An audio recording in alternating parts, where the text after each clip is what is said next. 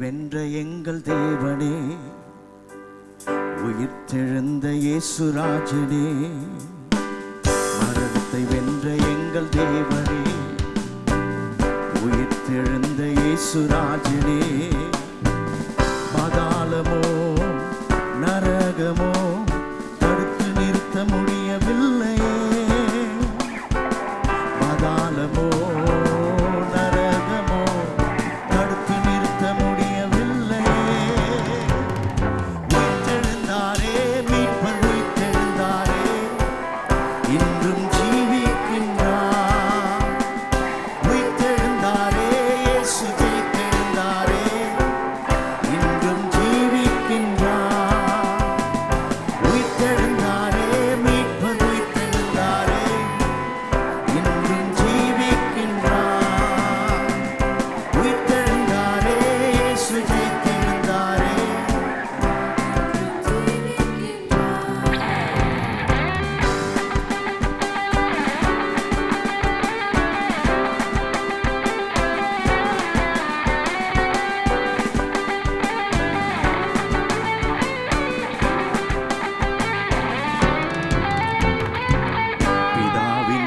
சூதனானவர், தம்மையே நமக்காக தந்தவர், பிதாவின் ஏக சூதனானவர், தம்மையே நமக்காக தந்தவர், அனைத்திலும் அதிகாரம் உள்ளவர், சவாலே மரணத்தை ஜெயித்தவர், அனைத்திலும் அதிகாரம் உள்ளவர்,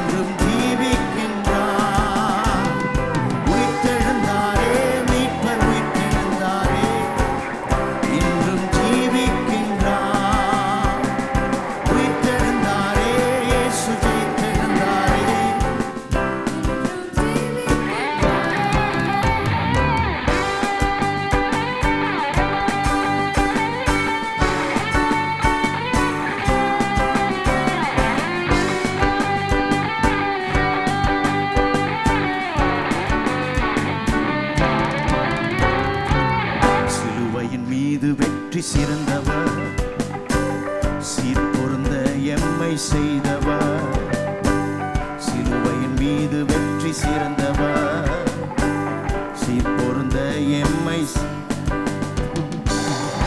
ஆசனம் விட்டிறங்கி வந்தவர், தம்மையை சொந்தமாக்கி கொண்டவர், சிங்காசனம் விட்டிறங்கி வந்தவர், நம்மையை சொந்தமாக்கி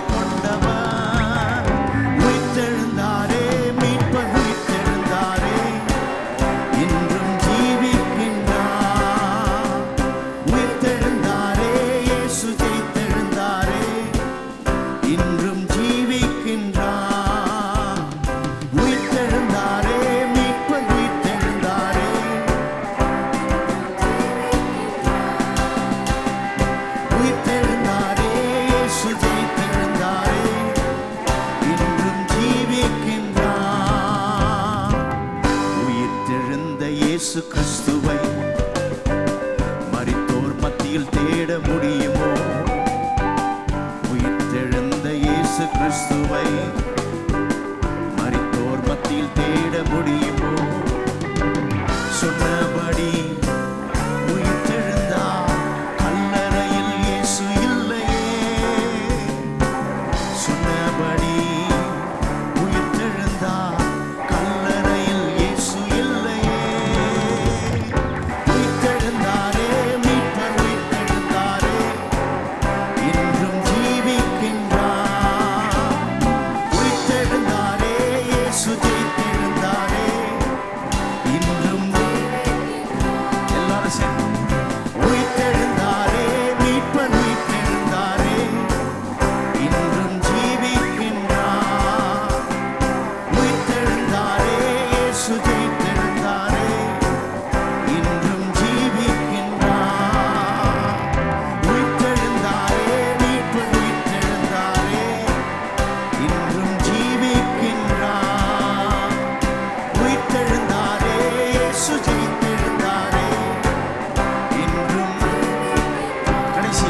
சேர்ந்து உயிர்த்தெழுந்தாரே மீட்பர்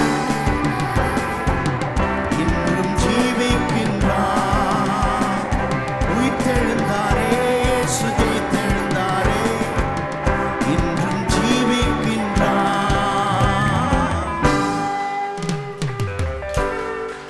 ஹல்லேலூயா. இயேசு உயிரோடு எழுந்தபோது அவர் உயிர்த்தெழுந்தார். அவர் உயிரோடு எழுந்தபோது நமக்குள்ள அவ்வளோ வேலை பண்ணியிருக்கிறார். நம்மை ஒரு புதிய வாழ்க்கை வாழ்வதற்கு, தேவனுக்காக வாழ்வதற்கு, தேவனுக்காக வைராக்கியமாய் வாழ்வதற்கு, இந்த ஜீவனை, இந்த லைஃப்பை, கடவுள் நமக்கு கொடுத்துருக்கிற இந்த வாழ்க்கையை இன்னும் அர்த்தமுள்ளதாக வாழ்வதற்கு நம்மை உயிர்ப்பித்திருக்கிறார். அதுதான், அதோடு தான் கனெக்ட் ஆகிருக்கு. உயிர்த்தெழுதல் அதோடு கனெக்ட் ஆகிருக்கு. ஒரு நாள் இந்த சரீரமும் உயிர் பெறும். ஆனால் அது கொஞ்சம் காலம் ஆகும். நம்ம மரிக்கணும், திரும்பவும் இயேசு வரணும், உயிரோடு எழும்புவோம்.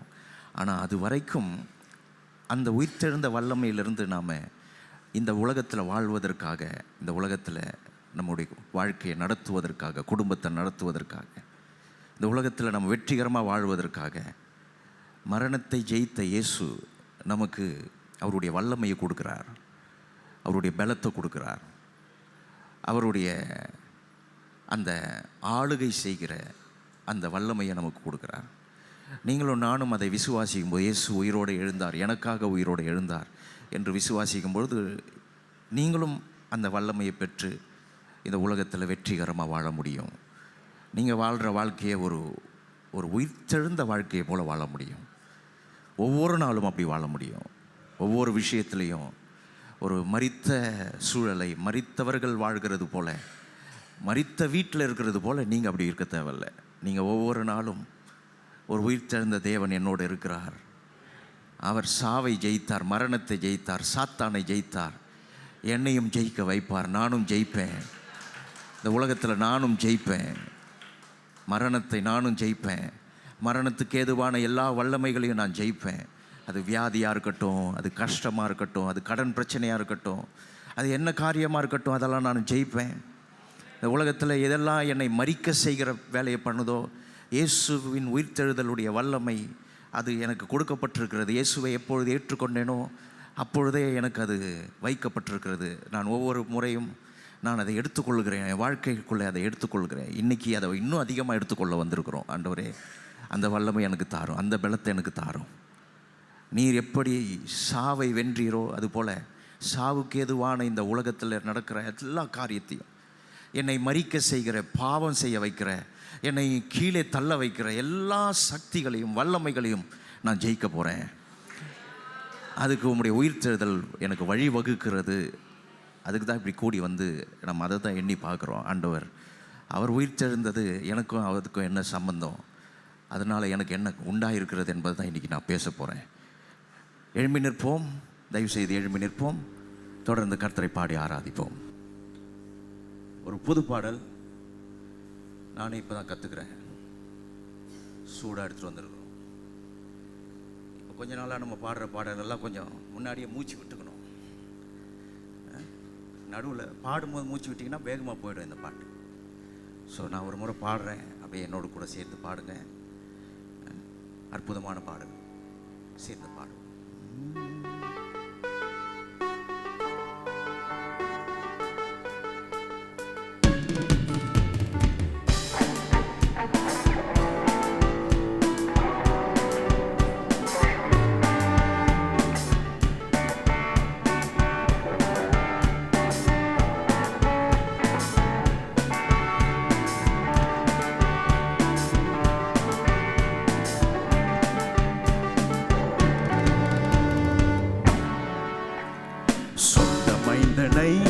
தந்த தேவனே, மற்றையெல்லாம் தந்திடுவீரே, இவ்வளவாக அன்பு வைத்தீரே, என்ன சொல்லி நான் பாடுவே.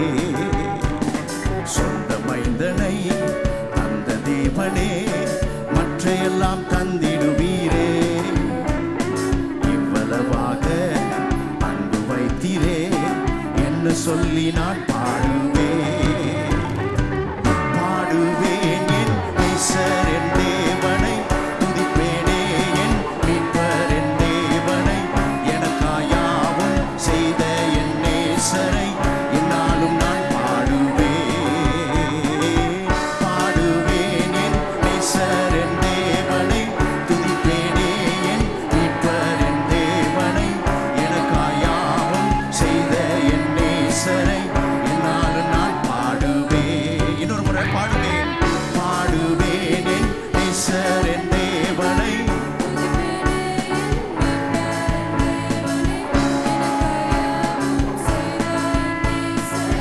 என்னாலும் நான் பாடுவேன். பாடுவேன் என் நேசர் என் தேவனை, எனக்காயாவும் செய்த என் நேசரை என்னாலும் நான் பாடுவேன்.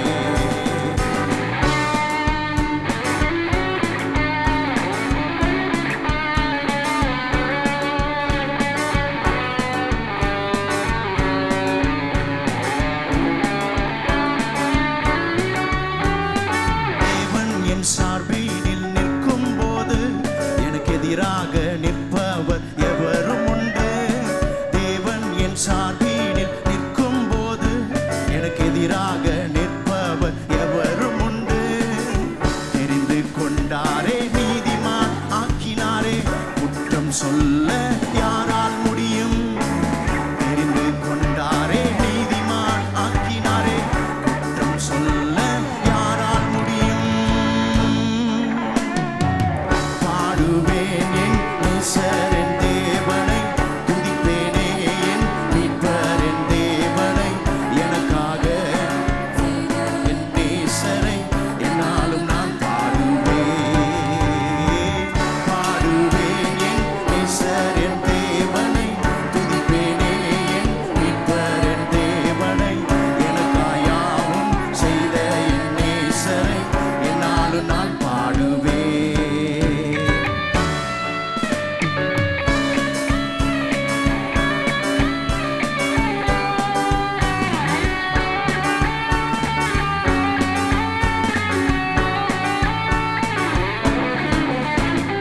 ஆக்கினை தீர்ப்பு எனக்கு இல்ல, அவர் அன்பிலிருந்து பிரிப்பது எதுவும் இல்ல. ஆக்கினை தீர்ப்பு எனக்கு இல்ல, அவர் அன்பிலிருந்து பிரிப்பது எதுவும் இல்ல. எனக்காய் மரித்தாரே, எனக்காய் உயிர்த்தாரே, எனக்காய் பரிந்து பேசுகின்றாரே. எனக்காய் மரித்தாரே, எனக்காய் உயிர்த்தாரே, எனக்காய் பரிந்து பேசுகின்றாரே. பாடுவேன் என் நேசர் என் தேவனை, துதிப்பேனே என் மீட்பர் என் தேவனை, எனக்காயாவும் செய்த என் நேசரை என்னாலும் நான் பாடுவேன். எல்லாரும் பாடுவேன் என்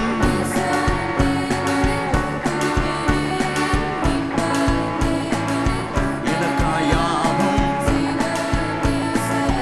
என்னாலும் நான் பாடுவேன். இன்னும் ஒரு முறை பாடுவேன். பாடுவேன் என்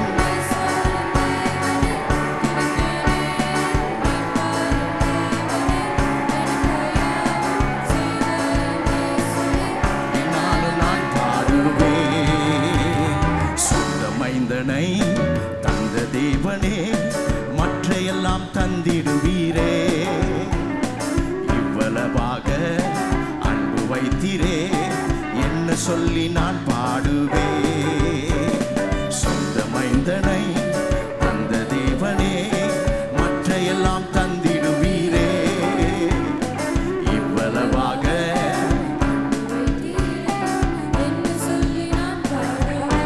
பாடுவேன்.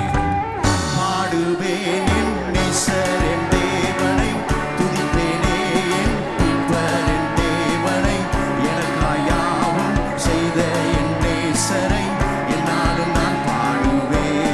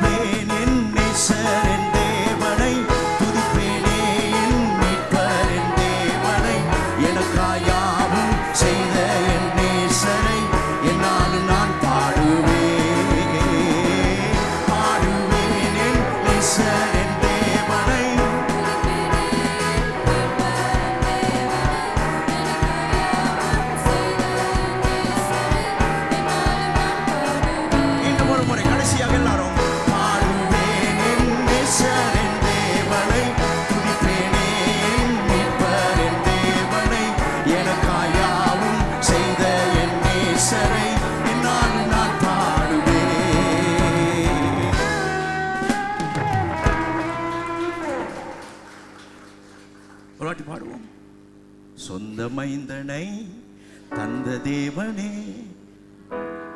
மற்ற எல்லாம் தந்திடுவீரே. இவ்வளவாக அன்பு வைத்தீரே, என்ன சொல்லி நான் பாடுவேன்? நீங்க பாடுங்க. சொந்த மைந்தனை எல்லாம் தந்திடுவீரே, இவ்வளவாக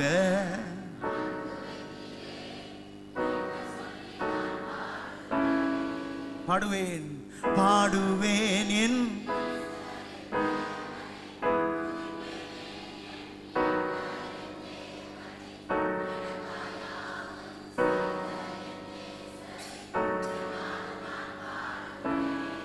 மீண்டும் ஒரு முறை.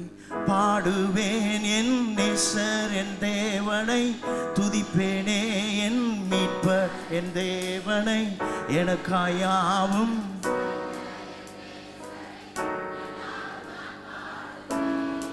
கடைசியாக. பாடுவேன் என் நேசர் என் தேவனை, துதிப்பேனே என் மீட்பர்.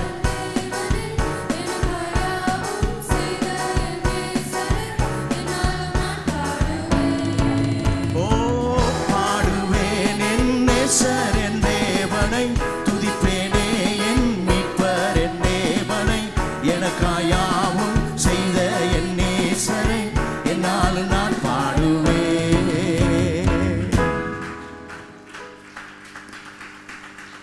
Hallelujah.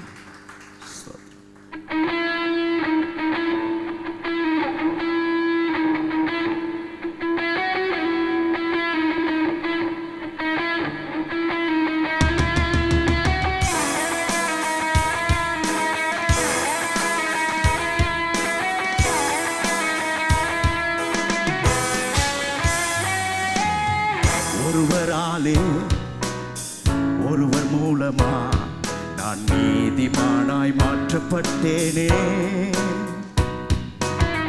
ஒருவராலே ஒருவர் மூலமா நான் நீதிமானாய் மாற்றப்பட்டேனே.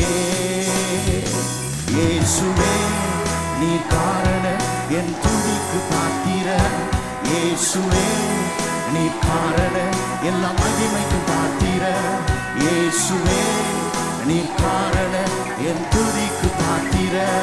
இயேசுவே நீ காரண எல்லா மகிமைக்கு பாத்திர.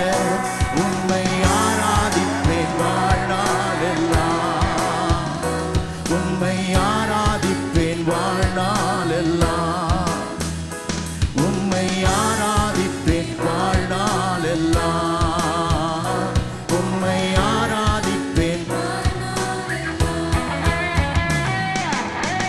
பாவத்துக்கு மரித்து நான் நீதிக்கு பிழைத்திட, என் பாவம் யாவையுமே நீர் சிலுவையில் சுமந்தீரே. பாவத்துக்கு மரித்து நான் நீதிக்கு பிழைத்திட, என் பாவம் யாவையுமே நீர் சிலுவையில் சுமந்தீரே.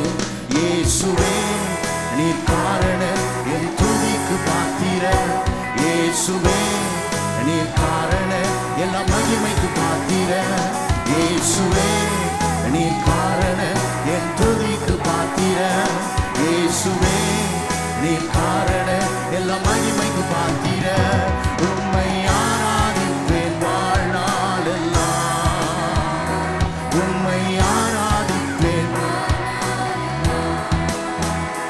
உம்மை ஆராதிப்பேன் வாழ்நாள் எல்லாம்.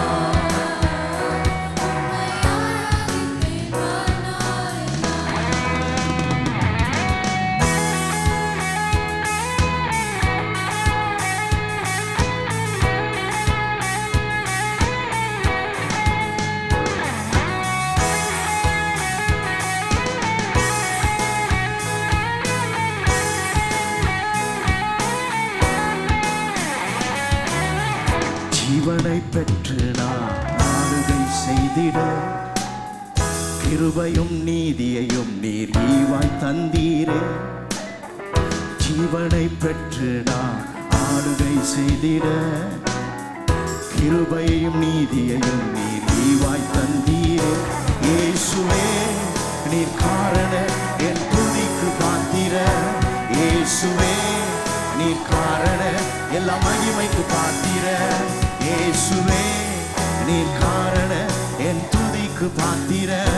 இயேசுவே நீர் காரண எல்லா மகிமைக்கு பாத்திர. உம்மை ஆராதிப்பேன் வாழ்நாள் எல்லாம்.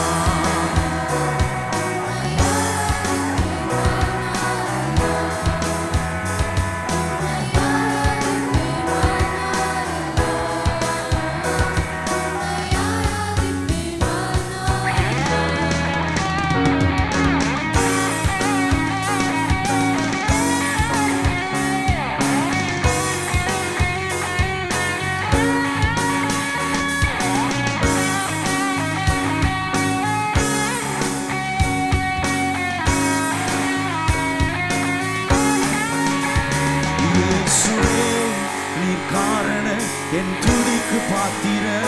இயேசுவே நீர் காரண எல்லா மகிமைக்கு பாத்திர. இயேசுவே நீர் காரண என் துதிக்கு பாத்திர. இயேசுவே நீர் காரண எல்லா மகிமைக்கு பாத்திர. உம்மை ஆராதிப்பேன் வாழ்நாள் எல்லாம். உம்மை ஆராதிப்பேன் வாழ்நாள் எல்லாம். உம்மை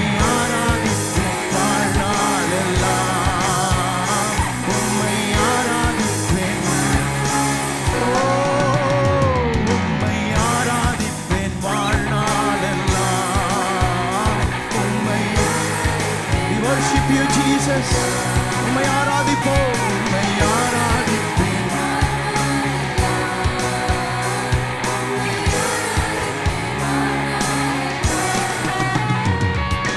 அல்லேலூயா ஓசன்னா,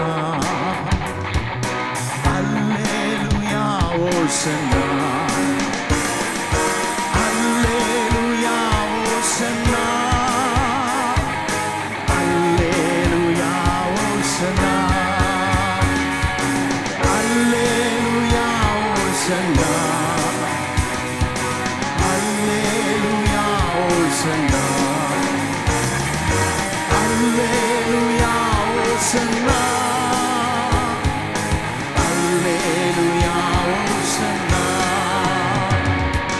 உயிரோடு எழுந்தவரே உம்மை ஆராதனை செய்கிறோம்.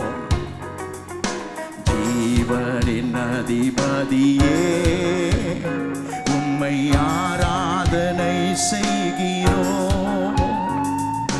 உயிரோடு எழுந்தவரே உம்மை ஆராதனை செய்கிறோம்.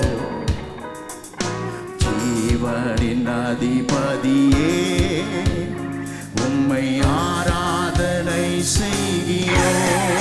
எல்லாரும் அல்லேலூயா ஓசன்னா,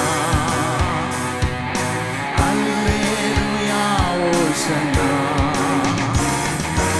அல்லேலூயா ஓசன்னா, அல்லேலூயா ஓசன்னா,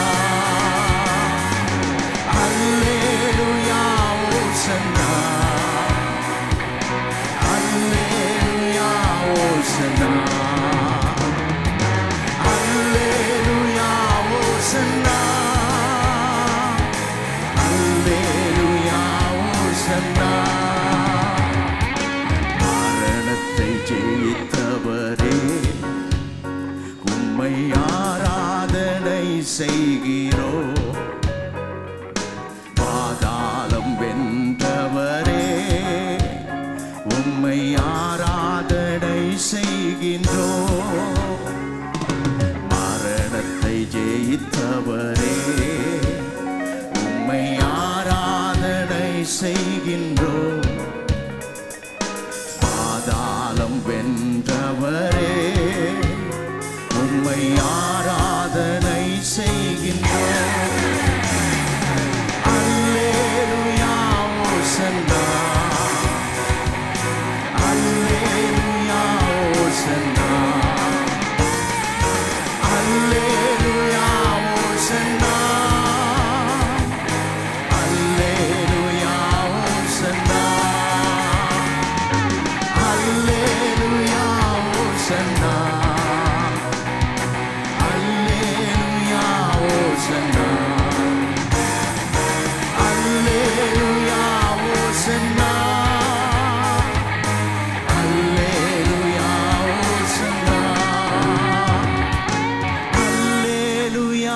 ஓசன்னா, அல்லேலூயா ஓசன்னா, அல்லேலூயா ஓசன்னா, அல்லேலூயா ஓசன்னா. கரங்களை இருதயங்களை கர்த்தருக்கு நேராக எடுத்து சொல்லும். உயிர்த்தெழுந்த தேவன், சாவை ஜெயித்த தேவன், பயப்படாதே, நான் உன்னோடு இருக்கிறேன். நான் மரணத்தையும் பாதாளத்தையும் வென்றவன். ஓ, நீர் சாவை வென்றீர். இந்த கால வேளை நாங்கள் உம்மை உயர்த்துகிறோம். உயிர்த்தெழுந்த தேவனை நோக்கி பார்க்கிறோம். சகலத்தையும் செய்ய வல்லவரை நோக்கி பார்க்கிறோம். ஒரு புது ஜீவன், புது மாற்றம், ஒரு புது ஆரம்பம் இந்த கால வேளை ஒவ்வொருவருக்குள்ளும் உதிக்கட்டும் ஆண்டவரே.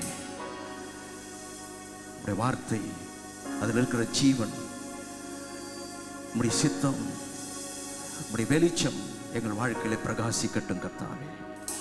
பரிசுத்த ஆவியானவர் எங்களையும் இன்றைக்கு உயிர்ப்பிப்பீராக.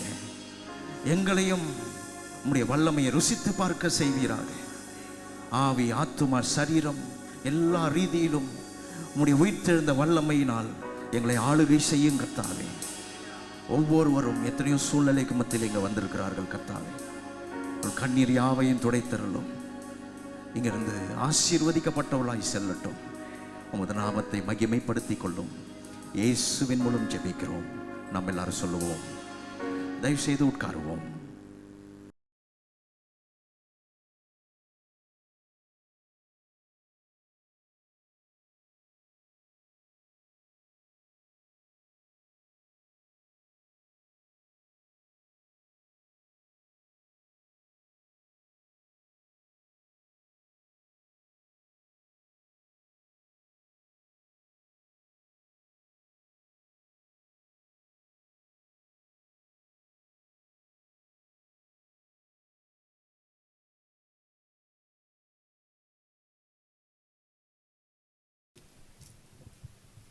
ரெண்டு தீமோத்தேயு 1:1-12. கிறிஸ்து இயேசுவினால் உண்டாயிருக்கிற ஜீவனை பற்றி வாக்குத்தத்தத்தின்படி தேவனுடைய சித்தத்தினாலே இயேசு கிறிஸ்துவின் அப்போஸ்தலனாய் இருக்கிற பவுல், பிரியமுள்ள குமாரனாகிய தீமோத்தேயுவுக்கு எழுதுகிறதாவது: பிதாவாகிய தேவனாலும் நம்முடைய கர்த்தராகிய கிறிஸ்து இயேசுவினாலும் கிருபையும் இரக்கமும் சமாதானமும் உண்டாவதாக. நான் இரவும் பகலும் இடைவிடாமல் என் ஜெபங்களில் உன்னை நினைத்து உன் கண்ணீரை ஞாபகம் பண்ணி சந்தோஷத்தினால் நிறையும்படிக்கு உன்னை காண வாஞ்சியாயிருந்து உன்னில் உள்ள மாயமற்ற விசுவாசத்தினை நினைவு கூறுகிறதுனால் என் முன்னோர்கள் முதற்கொண்டு சுத்த மனசாட்சியோடே ஆராதித்து வரும் தேவனை நான் சோஸ்தரிக்கிறேன். அந்த விசுவாசம் முந்தி உன் பாட்டியாகிய லோவிசாளுக்குள்ளும் உன் தாயாகிய ஐன்கே ஆளுக்குள்ளும் நிலைத்திருந்தது. அது உனக்குள்ளும் நிலைத்திருக்கிறதென்று நிச்சயித்திருக்கிறேன். இதன் நிமித்தமாக நான் உன்மேல் என் கைகளை வைத்ததினால் உனக்கு உண்டான தேவ வரத்தை நீ அனல் மூட்டி எழுப்பி விடும்படிக்கு உன்னை நினைவு பூட்டுகிறேன். தேவன் நமக்கு பயமுள்ள ஆவியை கொடாமல் பலமும் அன்பும் தெளிந்த புத்தியும் உள்ள ஆவியை கொடுத்திருக்கிறார். ஆகையால் நம்முடைய கர்த்தரை பற்றிய சாட்சியை குறித்தாவது அவர் நிமித்தம் கட்டப்படுகிற என்னை குறித்தாவது நீ வெட்கப்படாமல் தேவ வல்லமைக்கேற்றபடி சுவிசேஷத்திற்காக என்னோடு கூட தீங்கு அனுபவி. அவர் நம்முடைய கிரியைகளின்படி ரட்சிக்காமல் தம்முடைய தீர்மானத்தின்படி ஆதி காலம் முதல் கிறிஸ்து இயேசுவுக்குள் நமக்கு அருளப்பட்ட கிருபையின்படியும் நம்மை ரட்சித்து பரிசுத்த அழைப்பினாலே அழைத்தார். நம்முடைய இரட்சகராகிய இயேசு கிறிஸ்து பிரசன்னமானதினாலே அந்த கிருபை இப்பொழுது வெளிப்படுத்தப்பட்டது. இவர் மரணத்தை பரிகரித்து ஜீவனையும் அழியாமையையும் சுவிசேஷத்தினாலே வெளியரங்கமாக்கினார். அதற்கு நான் பிரசங்கியாகவும் அப்போஸ்தலனாகவும் புறஜாதியருக்கு போதகனாகவும் நியமிக்கப்பட்டேன். ஆராதனையிலே கர்த்தருடைய வார்த்தையை பகிர்ந்து கொள்வதிலே நான் மிகவும் சந்தோஷப்படுகிறேன். இந்த வேத பகுதியிலே முதல்ல பின்னணியை சொல்கிறேன். ஏன் இயேசு உயிர்த்தெழுந்தார், இந்த உயிர்த்தெழுதல் மூலமாய் நமக்குள்ளே ஏற்படுத்தப்பட்டிருக்கிற தாக்கம் என்ன என்பதை நான் உங்களுக்கு எடுத்து காட்ட விரும்புகிறேன். அதில் இந்த குறிப்பிட்ட வேத பகுதியை பவுல் தீமோத்தேயுவுக்கு எழுதுகிறார். தீமோத்தேயு ஒரு இளம் வாலிபன், பெரும் கூட்டத்துக்கு போதகராக நியமிக்கப்பட்டிருந்தார். அந்த காலங்களில் ரோம மன்னன் சபையை மிகவும் துன்புறுத்தி கொண்டிருந்தான். சபை மிகவும் உபத்திரவத்துக்கு உட்படுத்தப்பட்டிருந்தது. இயேசுவை யாரெல்லாம் ஏற்றுக்கொண்டார்களோ அவர்களெல்லாம் துன்புறுத்தப்பட்டார்கள். மிகவும் கொடூரமாய் நீரோ மன்னன் அவர்களை நடத்தினார். இந்த கடிதம் எழுதும்போது தீமோத்தேயும் சிறையிலிருந்து அப்போ தான் வெளியில் வந்திருக்கிறார். ஆனால் பவுல் சிறையில் இருக்கிறார். ரோம சிறையில் 2வது முறை வைக்கப்பட்டிருக்கிறார். அவருக்கு தன்னுடைய வாழ்க்கை முடிவுக்கு வந்து விட்டது என்பது அவருக்கு நல்லா தெரிஞ்சிடுச்சு. அதனால் அவர் என்ன செய்கிறாரு, தீமோத்தேயுவுக்கு சொல்கிறாரு, நான் மரிக்கும் காலம் வந்துடுச்சு. உண்மையாகவே கிபி 63 67 பவுல் இறந்ததாக சொல்லப்படுகிறது. அந்த காலங்களில் ரோம மன்னன் கிறிஸ்தவர்களை, குறிப்பாக யூதர்களோடு சேர்ந்து கொண்டு கிறிஸ்தவர்களை மிகவும் துன்புறுத்தினான். அவன் உயிரோடு எரிப்பதிலே அவன் பிரபலமானவன். அவன் கொடுக்குற தண்டனையே உயிரோடு எரிப்பது. அப்போ அவனுடைய அந்த தண்டனை பவுலுக்கு எப்படி வழங்கப்பட்டது என்றால், பவுல் அநேக நேரம் குளிரிலும் அநேக நேரம் இருளிலும் வைக்கப்பட்டிருந்தார். அப்படி தான் முதல்ல சித்திரவதை அனுபவித்தார். பிறகு அவர் தலை வெட்டப்பட்டு மரித்தார். இதுதான் அந்த காலத்தில் நடந்த பின்னணி. இது இப்போ நம்ம வாசிக்கிற பகுதி பவுல் எழுதிய கடைசி நிருபம் தீமோத்தேயுவுக்கு எழுதுகிறார். அப்படி எழுதும்போது அவர் முதல் 5 வசனங்களில் தீமோத்தேயுவை வாழ்த்துகிறார். இந்த கடிதத்தில் அவர் சில முக்கியமான கருத்துக்களை முன்வைக்கிறார். அது என்னென்னா, விசுவாசத்தில் எப்படி நாம் உறுதியாக இருக்க முடியும், நாம் யார் மேல் நம்பிக்கை வைத்தோமோ, யாரை நாம் நம்புகிறோமோ அந்த தேவன் பேரில் எப்படி நாம் பலமுள்ள விசுவாசமுடையவர்களாக இருக்க முடியும் என்பதை இந்த வேத பகுதிகளில் சொல்கிறார். 2வது, எப்படி வாழ்க்கையில் நாம் சந்திக்கிற எதிர்மறையான சூழ்நிலைகளை சகித்து கொள்வது, எப்படி அதை பொறுமையாக கையாள்வது அப்படின்றத பற்றியும் அதில் பேசுகிறார்.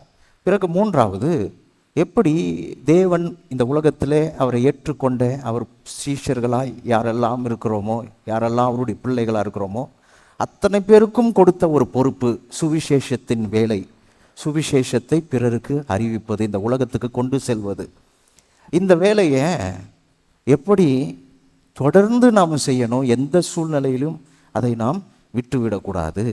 சமயம் வாய்த்தாலும் சமயம் வாய்க்காவிட்டாலும் இந்த சுவிசேஷ பணியை நாம் எப்படி தொடர்ந்து செய்யணும் அப்படின்றத தான் இந்த நிருபத்தில் அவர் முன்வைக்கிறார். இந்த 2 தீமோத்தேயு முதல் வசனத்தில் இப்படி ஆரம்பிக்கிறார். கிறிஸ்து இயேசுவினால் உண்டாயிருக்கிற ஜீவனை பற்றிய வாக்குத்தத்தத்தின்படி அப்படின்னு ஆரம்பிக்கிறார். கிறிஸ்து இயேசுவினால் உண்டான ஜீவன். இயேசு கிறிஸ்து நமக்கு ஒரு ஜீவனை உண்டாக்கியிருக்கிறார் என்று அறிமுகப்படுத்துகிறார். அப்போது என்ன மாதிரி ஜீவன் சொன்னால் நிறைய புரிந்து கொள்ளலாம். நம்ம சுவாசிக்கிற சுவாசம், நம்முடைய உயிர் அப்படின்லாம் நம்ம சொல்லலாம். ஆனால் ஜோயே என்ற கிரேக்க வார்த்தையிலிருந்து இந்த வார்த்தை பயன்படுத்தப்பட்டிருக்கிறது. பவுல் இதை கிரேக்க மொழியில் எழுதினார். ஜோயே என்ற வார்த்தையை பயன்படுத்துகிறார். அப்படின்னா காட் கைண்ட் ஆஃப் லைஃப், தேவ ரகமான வாழ்வு. அதை மனதில் வச்சுக்கிட்டு தான் பேசுகிறார். ஏதோ உயிர் வாழ்கிறத பற்றி மட்டும் பேசலை, வெறும் மூச்சு விடுறதை பற்றி மட்டும் பேசலை. எப்படி இயேசு கிறிஸ்து நமக்கு தேவ ரகமான வாழ்வு, காட் கைண்ட் ஆஃப் லைஃப்பை நமக்கு வாக்கு பண்ணியிருந்தார். இயேசு கிறிஸ்து நமக்கு எப்படி அதை உண்டு பண்ணி கொடுத்துருக்கிறார் என்பதை பற்றி இங்கே அறிமுகப்படுத்துகிறார். முதல் முறை மனிதன் ஜீவனை எங்கே பெற்றுக்கொண்டான்? தேவன் மண்ணினாலே மனுஷனை உண்டாக்கி அவனுக்கு தம் சுவாசத்தை ஊதுகிறார். ஆனால் நிறைய பேர் அதை எப்படி வாசிக்கிறாங்கன்னா, தேவன் அங்கே தான் அவனுக்கு மூச்சையை கொடுத்தது போல வாசிக்கிறாங்க. மிருகங்களை கூட தேவன் மண்ணினால் தான் உருவாக்கினார் என்று 2ஆம் அதிகாரத்தில், ஆதியாகமம் 2ஆம் அதிகாரத்தில் வாசிக்கிறோம். கடவுள் மிருகங்களை கூட மண்ணினால் தான் உருவாக்கினார். ஒவ்வொரு மிருகத்துக்கிட்டேயும் போய் ஊதிக்கிட்டு இல்லை, தம் சுவாசத்தை கொடுத்துக்கிட்டு இல்லை. அவைகளெல்லாம் சொன்னார், உண்டாயிற்று. அவைகளெல்லாம் கட்டளையிடப்பட்டது, அவைகளெல்லாம் உண்டாயிற்று. ஆனால் மனுஷனுக்கு தம்முடைய ஜீவனை கொடுக்கிறார், தம்முடைய ரகமான வாழ்க்கையை கொடுக்கிறார். மனிதனையும் மிருகத்தையும் ஒரே நாளில் தேவன் உண்டாக்குறார். 2ஐயும் ஒரே நாளில் தான் கடவுள் உண்டாக்குறார். ஆனால் 2ஐயும் ஒரு வித்தியாசத்தை ஏற்படுத்துகிறார். அவைகளுக்கு இருக்கிற வாழ்வு வேற, மனிதனுக்கு இருக்கிற வாழ்வு வேற. தேவ சாயலின்படி மனுஷன் உண்டாக்கப்படுகிறான். தேவனை பிரதிபலிக்கிற விதத்தில் தேவன் யார், அவர் எப்படி இருப்பார், அவருடைய குணாதிசயம் என்ன, அவருடைய பண்பு என்ன, அவரால் என்ன செய்ய முடியும், இந்த ஆற்றல்கள், இந்த குணாதிசயங்கள், இந்த பண்புகள் எல்லாம் மனிதனுக்கு தேவன் அருளாக கொடுத்திருக்கிறார். எந்த சிருஷ்டிப்புக்கும், எந்த படைப்புகளுக்கும், எந்த மிருகங்களுக்கும் கொடுக்கப்படாத ஒன்றை தேவன் மனுஷனுக்கு கொடுத்திருந்தார். இதைத்தான் ஜீவன், இதைத்தான் வாழ்வு என்று சொல்லுகிறோம். இதைத்தான் மனிதன் பாவத்தினால் இழந்து போய்விட்டான். கடவுளை என்றைக்கு நிராகரித்தானோ அன்றைக்கு மனிதன் இதை இழந்து விட்டான். தேவனை அவன் என்றைக்கு எனக்கு நீர் வேண்டாம், நீர் சொல்கிறத நான் கேட்க மாட்டேன், நான் என்ன சாப்பிட்ணுன்றதை நீர் தீர்மானிக்க கூடாது, என் வாழ்க்கையை நான் தீர்மானிச்சுக்குவேன், நானும் என் மனைவியும் என்ன செய்யணுன்றதை நாங்கள் முடிவு எடுத்துக்குவோம், எங்கள் வாழ்க்கைக்குள்ளே நீர் வர வேண்டாம் அப்படின்னு என்றைக்கு தேவனை நிராகரித்தார்களோ, இந்த நிராகரிப்பு ஆதியாகமம் 2ஆம் அதிகாரத்தை நீங்கள் வாசித்து பார்த்தீர்கள் என்றால் அற்புதமாக சொல்லியிருக்கோம் பாருங்க. கர்த்தர் சொன்னார், நீ புசிக்கும் நாளில் சாவாய். நீ புசிக்கும் நாளில் மரணம் முதல் முறை வேதத்தில் எங்கே அறிமுகப்படுத்தப்பட்டிருக்கிறது, ஜீவன் எங்கே வேதத்தில் அறிமுகப்படுத்தப்பட்டிருக்கிறது என்பதை கொஞ்சம் புரிஞ்சுக்கணும் பாருங்க. ஜீவனை பற்றி வேதம் பேசும்போது தேவனும் மனிதனும் கலந்திருந்த போது அங்கே ஜீவ ஆத்துமாவானான் என்று வேதம் சொல்லுது. மனிதனும் தேவனும் ஒன்றாய் இருந்தபோது, தேவனும் மனிதனும் ஒன்றாய் இருக்கும்பொழுது வேதம் சொல்லுது அவன் ஜீவ ஆத்துமாவாக இருக்கிறான். எங்கே மனிதன் தேவன் எனக்கு நீர் சொன்னதெல்லாம் எனக்கு தேவையில்லை, நான் உன் பேச்சை கேட்க மாட்டேன், என்னை படைச்சதோடு உன்னுடைய வேலை முடிஞ்சிடுச்சு, எனக்கும் உமக்கும் எந்த சம்பந்தமும் இல்லை என்று அவரை ஒதுக்கினானோ, ஓரங்கட்டினானோ, வேதம் சொல்லுது அன்றைக்கு அவன் செத்தான். கர்த்தர் சொல்கிறாரு, நீ புசிக்கும் நாளில் சாவாயின்னு. ஆனால் அவனுடைய சரித்திரத்தை வாசிக்கும் பொழுது, ஆதியாகமம் 5ஆம் அதிகாரத்தில் அவன் சரித்திரத்தை வாசிக்கும் பொழுது வேதம் சொல்லுது அவன் 930 வருஷம் உயிரோடு இருந்து மரித்தான்னு இருக்குது. ஆனால் கர்த்தர் சொன்னார், நீ புசிக்கும் நாளில் சாவாய். அப்போ புசிக்கிற அன்னைக்கே நீ சாவன்னு சொன்னார். ஆனால் 930 வருஷம் கழிச்சு தான் சாவுறான். என்ன ஆச்சு நடுவில்? கடவுள் சொன்னது பொய் ஆயிடுச்சா? கடவுள் அவன் சாவை ஒரு வேளை தள்ளி வச்சிட்டாரா? இல்லை சரீர பிரகாரமான சாவு அன்னைக்கு கடவுளை விட வல்லமையாக இருந்துச்சா, தள்ளி போயிடுச்சா? அப்படிலாம் கிடையாது. அவன் அன்னைக்கே செத்தான். என்னைக்கு புசித்தானோ அன்னைக்கே செத்தான். அன்னைக்கு தேவ ரகமான வாழ்க்கையை அவன் இழந்தான். கடவுள் அவனுக்கு கொடுத்த அந்த ரகமான வாழ்க்கை, இந்த உலகத்தில் இயேசுவை போல வாழ்கிற ஒரு வாழ்க்கையை அவன் இழந்தான். எப்படி தலை நிமிர்ந்து, எப்படி இந்த பூமியில் எல்லா சூழ்நிலைகளுக்கு மத்தியில், பிசாசுக்கு மத்தியில், உலகத்துக்கு முன்பாக, வாழ்க்கையில் சந்திக்கிற சூழல்களுக்கு முன்பாக, காற்றும் கடலுக்கு முன்பாக, குறைவுகளுக்கு முன்பாக எப்படி அவர் ஒரு அற்புதமான வாழ்க்கையை அவரால் வாழ முடிந்ததோ, அந்த ரகமான வாழ்க்கை, இயேசுக்குள் இருந்த அந்த ஜீவன், இயேசுக்குள் இருந்த அந்த ரகமான வாழ்க்கை நமக்கும் வாக்கு பண்ணப்பட்டிருந்தது. முதல் முறை கொடுக்கப்பட்டது. மனுஷன் அதை இழந்துட்டான். என்னைக்கு தேவனை நிராகரித்தானோ அதை இழந்துட்டான். அதனால தான் நம்ம எல்லாரும் இயேசுவை ஏற்றுக்கொள்ளுகிறோம், தேவனை ஏற்றுக்கொள்ளுகிறோம், அங்கீகரிக்கிறோம். நிராகரித்தான் ஒரு காலத்தில் மனுஷன், எனக்கு கடவுள் தேவையில்லைன்னு. ஆனால் இன்றைக்கு நீங்களும் நானும் தேவனை ஏற்றுக்கொள்ளுகிறோம். எனக்கு நீர் தேவை, நீர் எனக்கு வேண்டும், நீர் தான் என்னுடைய தேவன், நீர் தான் என்னை உண்டாக்கினீர், நீர் தான் என்னை ரட்சித்தீர், நீர் தான் திரும்பவும் எனக்கு அந்த அந்தஸ்தை கொடுக்கிறீர் என்று அவரை அங்கீகரித்து அவரை ஏற்றுக்கொள்ளுகிறோம். இப்படி ஏற்றுக்கொள்ளும் போது என்ன நடக்குது?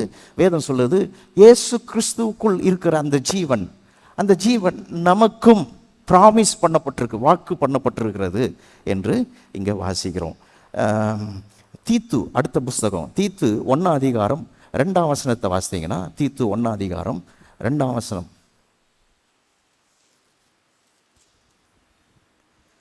பொய்யுரையாத தேவன், கவனிங்க, பொய்யுரையாத தேவன் ஆதி காலம் முதல் நித்திய ஜீவனை குறித்து வாக்குதத்தம் பண்ணி, ஆதி காலம் முதல் கடவுள் முதல் மனிதனிலிருந்து இந்த ஜீவனை, இந்த நித்திய ஜீவன், நித்தியம் என்ற வார்த்தை எப்படி மொழிபெயர்க்கப்பட்டிருக்கிறது என்றால், அநேக பெந்தகோஸ்தே போதகர்கள் எப்படி மொழிபெயர்த்திருக்கிறாங்கன்னா, முடிவில்லாத, காலம் அழியாத, அழிவே இல்லாத அப்படின்ற பதம் தான் அதிகமாக பயன்படுத்துகிறாங்க. முடிவே இல்லை, காலகாலமாக, அதுக்கு தான் நித்தியம் என்று மொழிபெயர்த்திருக்காரு. ஆனால் நித்தியம் என்றதுக்கு 2 பதமும் 2 அர்த்தம் உண்டு. ஒன்று காலமும் அதை குறிக்கிறது, இன்னொன்று தரமும் அதை குறிக்கிறது. வெறும் காலம் மட்டும் காலமாக வாழ்ந்து ஆனால் கையில் ஒன்றும் இல்லை, சுகம் இல்லை, நிம்மதி இல்லை, சந்தோஷம் இல்லைன்னா வாழ்ந்து என்ன பிரயோஜனம்? அந்த வாழ்நாள் எல்லாம் சாபத்தில் தான் இருப்போம், சபித்துக்கிட்டே இருப்போம், துக்கத்திலே இருப்போம், நிம்மதி இல்லாமல் இருப்போம்.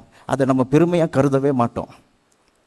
ஆனால் அதுக்கு ஒரு தரம் இருந்தால், அந்த காலத்தை, அந்த வாழ்கிற காலத்துக்கு ஒரு தரம் இருந்தால், ஒரு குவாலிட்டி இருந்தால், அப்போ நித்திய ஜீவன் என்று வேதம் சொல்லும்பொழுது ஒரு குவாலிட்டி ஆஃப் லைஃப்பை பற்றி பேசுது. கடவுள் மனிதனுக்கு நீயும் நானும் ஒன்றா இருந்தால் உனக்குள்ள ஜீவன் இருக்கும். என்ன மாதிரி ஜீவன்? ஒரு குவாலிட்டி ஆஃப் லைஃப், ஒரு காட் கைண்ட் ஆஃப் லைஃப், ஒரு தேவ ரகமான ஒரு தரமான வாழ்க்கை உனக்குள்ளே இருக்கும் அப்படின்னு அவர் காலகாலமாக முதல் மனுஷனிடத்திலிருந்து காலகாலமாக சொல்லி கொண்டே வந்தார். தம்முடைய தீர்க்கதரிசிகள் மூலமாக பல முறை சொல்லிக்கிட்டே வந்தார். அதை தான் சொல்கிறார், பொய்யுரையாத தேவன். இயேசு சிலுவையில் மரித்து உயிரோடு எழுந்து நமக்கும் அந்த வாழ்க்கையை, அந்த ஜீவனை, அதை பெற்றுக்கொள்வதற்கு நமக்கு தகுதியை, அதை அனுபவிப்பதற்கு நமக்கு சந்தர்ப்பத்தை, கிருபையை ஏற்படுத்தி கொடுத்துருக்கிறாரு. இந்த வாழ்வை பவுல் எப்படி விவரிக்கிறார்? இந்த விஷயத்தை குறித்து கடவுள் ஒரு காலமும் பொய்யே சொல்லலையா, இது உண்மையா, இது பொய்யுரையாத தேவன் வாக்கு பண்ணினாராம். ஏதோ ஒரு காலத்தில் மனிதர்கள் அவர்கள் மேலே கடவுளுக்கு வெறுப்பு வந்து அதை மாற்றிக்கவே இல்லை. கடவுள் அதை குறித்து காலகாலமாக சொல்லிட்டு வந்தார். ஆதி காலம் முதல் நித்திய ஜீவனை குறித்து வாக்குத்தத்தம் பண்ணி, அதை குறித்த நம்பிக்கையை பற்றி, தேவ பக்திக்கு ஏதுவான சத்தியத்தை அறிகிற அறிவும் விசுவாசமும் தேவனால் தெரிந்து கொள்ளப்பட்டவர்களுக்கு உண்டாகும்படி ஏற்ற காலங்களில் நம்முடைய இரட்சகராகிய தேவனுடைய கட்டளையின்படி எனக்கு ஒப்புவிக்கப்பட்ட பிரசங்கத்தினாலே தமது வார்த்தையை வெளிப்படுத்து. காலகாலமாக இது சொல்லிகிட்டு இருந்தார். இப்போது தீத்து காலத்தில் சொல்கிறாரு, கடவுள் அந்த பொறுப்பை என்கிட்ட கொடுத்தாரு, இதை பிரசங்கம் பண்ணு, இதை அறிவி, இதை சொல்லு, இந்த வாக்குத்தத்தம் உண்மைன்றதை சொல்லு. காலகாலமாக ஜனங்க அவங்க வாழ்கிற வாழ்க்கை தான், அதுதான் தரம்னு நினச்சிட்டு இருக்காங்க, அதைத்தான் வாழ்க்கைன்னு நினச்சிட்டு இருக்காங்க, அதுதான் ஜீவன் நினச்சிட்டு இருக்காங்க, அதை தான் உயிர் வாழ்கிறதுன்னு நினச்சிட்டு இருக்கிறாங்க. அவங்களுக்கு என்ன அமைஞ்சிருக்கிறதோ, எந்த பின்னணியில் பிறந்தார்களோ, எது அவர்களுக்கு வாழ்க்கையாக அமைந்ததோ அதுதான் அவர்களுடைய ஜீவன் நினச்சிட்டு இருக்காங்க. இல்லை, இதெல்லாம் பொய். காலகாலமாக கடவுள் ஒரு குறிப்பிட்ட வாழ்க்கையை பற்றி அவர் பொய்யே சொல்லாமல் அதை வாக்கு பண்ணி வச்சுருந்தார். அந்த ஜீவன், அந்த நித்திய ஜீவன், அந்த தரமான வாழ்க்கையை கடவுள் ஆதி காலங்களிலிருந்து சொல்லி வச்சுருந்தார் அப்படின்னு சொல்கிறார். 1 யோவான் 2ஆம் அதிகாரம் 25வது வசனத்தையும் உங்களுக்கு நான் வாசிக்கிறேன். திரும்பவும் நான் 2 தீமோத்தேயுக்கு போயிடுவேன். 1 யோவான் 2ஆம் அதிகாரம் 25ஆம் வசனத்தை கவனிங்க. நித்திய ஜீவனை அளிப்பேன் என்பதே அவர் நமக்கு செய்த வாக்குத்தத்தம். இந்த இடத்துல எப்படி தமிழில் எழுதியிருக்குன்னா, இது ஒன்று போதுன்ற விதத்தில் சொல்லியிருக்கு. வேற எந்த வாக்குத்தத்தமும் தேவையில்லை. இந்த வாக்குத்தத்தத்துக்குள்ள எல்லா வாக்குத்தத்தமும் அடங்கி இருக்கிறது. நித்திய ஜீவனை அளித்தாலே மற்ற எல்லாமே அதுக்குள்ள அடங்கியிருக்கு. ஏன் நித்திய ஜீவன்? அது தேவ ரகமான வாழ்வு. இந்த வாழ்வுக்குள்ளேயே எல்லா வாழ்வும் அமைஞ்சிருக்கு, எல்லா நன்மைகளும் அமைஞ்சிருக்கு. ஏதோ நம்முடைய குடும்ப நல்வாழ்வு, நம்முடைய சரீர சுகம், நம்முடைய தொழில் வெற்றி, நம்முடைய வாழ்க்கை ஒரு அர்த்தமுள்ள வாழ்க்கை, பாவத்தை ஜெயிக்கிற வாழ்க்கை, பரிசுத்தமாக வாழ்கிற அந்த வாழ்க்கை மொத்தமும் இந்த நித்திய ஜீவனுக்குள்ளே வைக்கப்பட்டிருக்கிறது. இது ஒன்று கொடுத்தாலே மற்ற எல்லாத்தையும் கொடுத்ததுக்கு சமம். மற்ற எல்லாம் தனித்தனியாக கொடுக்க வேண்டியதில்லை. பழைய ஏற்பாட்டு மக்களுக்கு ஒவ்வொன்றையும் தனித்தனியாக காண்பித்தார் ஆண்டவர். நீ போகையில் எப்படி இருப்பாய், வருகையில் எப்படி இருப்பாய், உன் ஜனங்களுக்கு முன்பாக எப்படி இருப்பாய், உன் கடன் பிரச்சனையில் நீ இப்படி இருப்பாய், உன்னுடைய தொழிலில் இப்படி இருப்பாய், உன்னுடைய சத்துருக்களுக்கு முன்பாக எப்படி இருப்பாய், உன் வாழ்க்கை இப்படி இருக்கும், அப்படி இருக்கும்னு தனித்தனிப்பட்ட ஒவ்வொன்றையும் டீட்டெயிலாக விவரமாக விளக்கமாக சொல்லியிருக்கோம் வாக்குத்தத்தங்கள். ஆனால் புதிய ஏற்பாட்டில் யோவான் சொல்கிறாரு, அத்தனையும் கொண்டு வந்து ஒரே வார்த்தைக்குள்ள அடக்கிறார். நித்திய ஜீவனை அளிப்பேன் என்பதே அவர் நமக்கு செய்த வாக்குத்தத்தம். இந்த ஒரு வாக்குத்தத்தம் போதும், மற்ற எல்லாம் அதுக்குள்ள அடக்கப்பட்டிருக்கிறது. இப்போ தீமோத்தேயுக்கு பவுல் இப்படி தான் அறிமுகப்படுத்துகிறார். பாருங்க, அவன் துன்பத்தில் இருக்கிறான், அவன் சிறைச்சாலையில் போயிட்டு வந்திருக்கிறான், வாழ்க்கைக்குள்ளே ஒரு பயம் வந்திருக்குது அவனுக்கு. எப்படி சந்திக்க போகிறோம், இனிமே சபையை நடத்தலாமா, இனிமே ஊழியம் செய்யலாமா, சுவிசேஷ பணியை தொடரலாமா அப்படின்னு சந்தேகம் வந்துடுச்சு. ஒருவேளை நீங்கள் கூட உங்கள் கிறிஸ்தவ வாழ்க்கையில் உற்சாகமற்றவர்களா, வறட்சியில் போனவர்களா, வறட்சி யான நிலையில் இருக்கலாம். ஒரு ஒரு திருப்தி இல்லாமல், ஒரு வாழ்க்கை குறித்த ஒரு அர்த்தம் இல்லாமல், வாழ்க்கையில் ஏன் வாழ்கிறோன்ற ஒரு வெறுப்போடு நீங்கள் வாழ்ந்துட்டு இருந்தீங்கன்னா நீங்கள் இதை கொஞ்சம் கவனிக்கணும். ஏன்னா இயேசு உயிரோடு எழுந்ததை தீமோத்தேயுவுக்கு பவுல் சொல்லும்பொழுது அவர் என்ன சொல்கிறாரு, இந்த ஜீவன் சம்பந்தமானதை பற்றி பேசிகிட்டு இருக்கிறார். ஜீவனை பற்றி பேசிகிட்டு இருக்கிறாரு. எப்படிப்பட்ட ஒரு வாழ்வு, அந்த வாழ்வை எப்படி இயேசு உடையவராக இருந்தார், அந்த வாழ்வு எப்படி நமக்கு வாக்கு பண்ணப்பட்டது, இதெல்லாம் எப்படி நமக்கு வந்து சேர்ந்தது, இதெல்லாம் பற்றி பேசிகிட்டு இருக்கிறார். தீமோத்தேயுவுக்கு இப்படி பேசும்போது அவர் முதல் 11 வசனங்கள் 12 வசனங்கள் வாசிக்கணும்.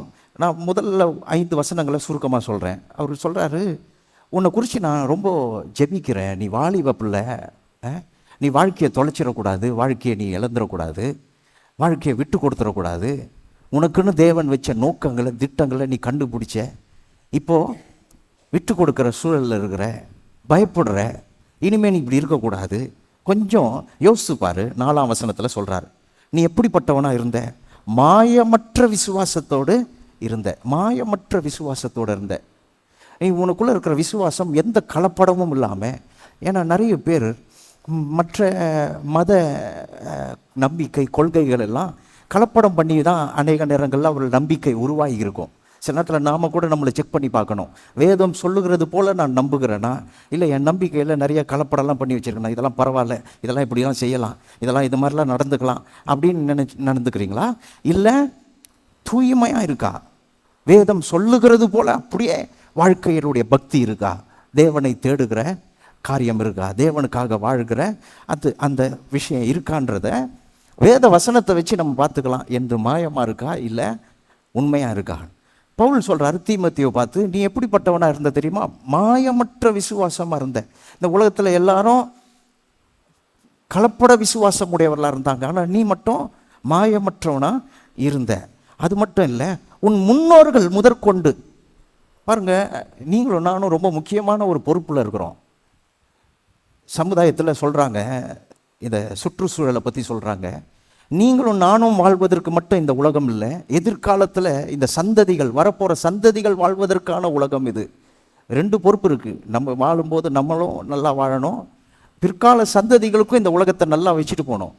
ஆனால் நாம் இன்றைக்கி வாழ்கிற வாழ்க்கை முறை எப்படி இருக்குன்னா, பிற்கால சந்ததியை குறித்து ரொம்ப கேர் எடுக்கிறது கிடையாது. ஒரு 50 ஆண்டுகள் கழித்து 2050க்கு பிறகு இந்த சயின்டிஸ்ட் சொல்கிறாங்க, விஞ்ஞானிகள் சொல்கிறாங்க, இந்த உலகம் இன்னும் வெப்பமயமாகிவிடும். இப்போவே எப்படி இருக்கும் பாருங்கள், உள்ள பத்தில் பாருங்கள் நமக்கு காற்று வசதி. சொல்கிறாங்க இன்னும் வெப்பமயமாகிடும், உயிர் வாழ்வதற்கே தகுந்த இடமா இந்த பூமி இருக்காது.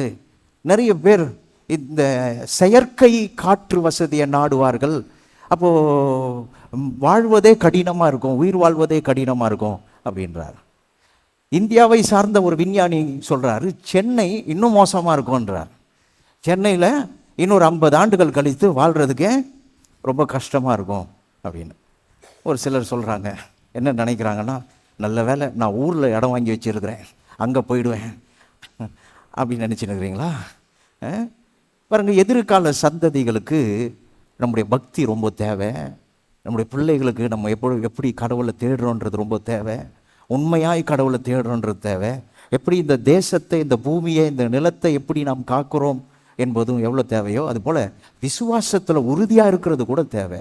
ஆண்டவரை பக்தி வைராக்கியத்தோடு தேடுறது அவ்வளோ தேவை. அப்போ தான் நம்ம பிள்ளைகள் அதை மற்ற சந்ததிகளுக்கு, பிற எதிர்கால சந்ததிகளுக்கு அதை சரியாக கொண்டு போகும். இன்றைக்கி நீங்களும் நானும் நம்முடைய விசுவாசத்தை கொஞ்சமாவது உட்காந்து யோசித்து பார்க்கல. அப்படியே பக்தி அற்றவர்களா, பக்தியை இழந்தவர்களா, கடவுள் பேரில் ஒரு ஆர்வமற்றவர்களாக கிடக்கிறோன்னா, நீங்களும் நானும் பிற்கால சந்ததிகளை பக்தியற்ற சந்ததிகளாக மாற்றிடுவோம். பாருங்க, நோய் எப்படி வருதுன்னு கண்டுபிடிக்கிறாங்க. நோய் எப்படி வருது? ஒரு பெற்றோருக்குள்ளேருந்து பிள்ளைகளுக்கு அப்படியே பரவுது. தாய் தகப்பன்கிட்ட இருக்கிற நோய் அப்படியே பிள்ளைகளுக்கு பரவுது. சிலர் என்ன நம்புகிறாங்க, நோய் வரும் உடனே டாக்டர்கிட்ட போனாலே டாக்டரை தான் சொல்கிறாங்க, உங்கள் அப்பா அம்மாவுக்கு இருந்ததா, உங்கள் பேரண்ட்ஸுக்கு யாருன்னா இருக்குதா அப்படின்னு கேட்குறாங்க. இருந்துச்சுன்னா உங்களுக்கும் இருக்கும்ன்றதை கன்ஃபார்ம் பண்ணிக்கிறாங்க. சில பேர் நோய் மட்டும்தான் இருக்கும்னு நம்புகிறாங்க. நான் சொல்கிறேன், நோய் மட்டும் இல்லைங்க, பேய் கூட இருக்கும். பிள்ளைங்களுக்கு பெற்றோர்கள் எப்படி நடந்துக்கிறீங்க, புருஷங்கிட்ட எப்படி மனைவி கிட்ட நடந்துக்கிறீங்க, எப்படி குடும்பத்தில் நடந்துக்கிறீங்க, பிள்ளைகள் அதையும் கொண்டு போவாங்க எதிர்காலத்துக்கு.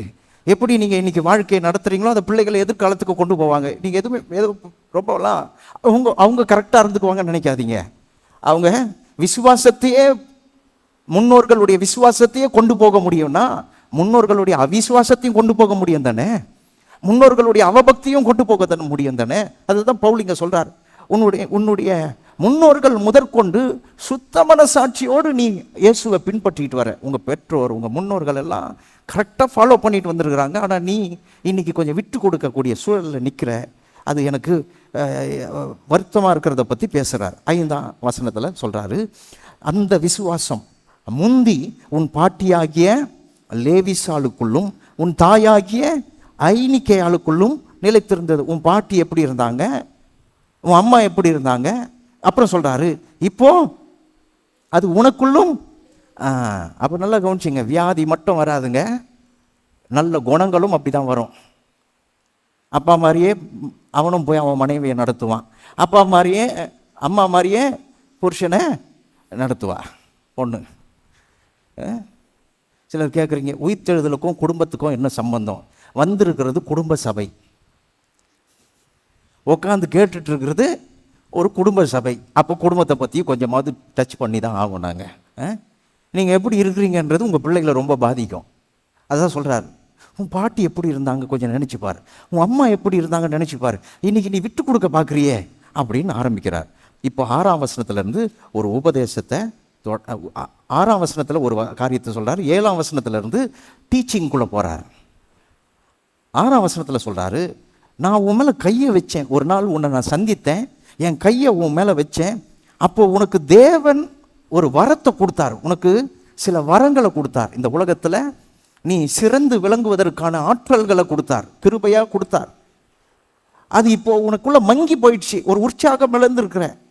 அதை நான் என்ன பண்ண போகிறேன், அனல் மூட்டி எழுப்பி விட போகிறேன். I'm going to give you fire.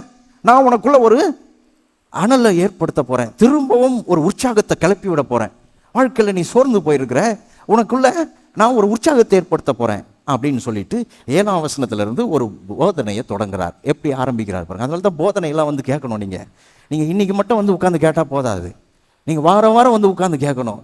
அப்போ தான் உங்கள் வாழ்க்கையில் ஒரு பெரிய உற்சாகம் வரும் பாருங்கள். கடவுளுடைய வார்த்தையை வாழ்க்கையோடு சம்பந்தப்படுத்தி பார்க்கணும். இது பண்டிகை கிறிஸ்தவர்களாக ஆகிடக்கூடாது. நீங்கள் வாழ்க்கையை உற்சாகப்படுத்தி கொள்வதற்கு, அனல் மூட்டி கொள்வதற்கு பவுலும் தீமோத்தேயுவுக்கு தேவனுடைய வார்த்தையை கொண்டு போதிக்கிறார். அதை காட்டுறோம் பாருங்க.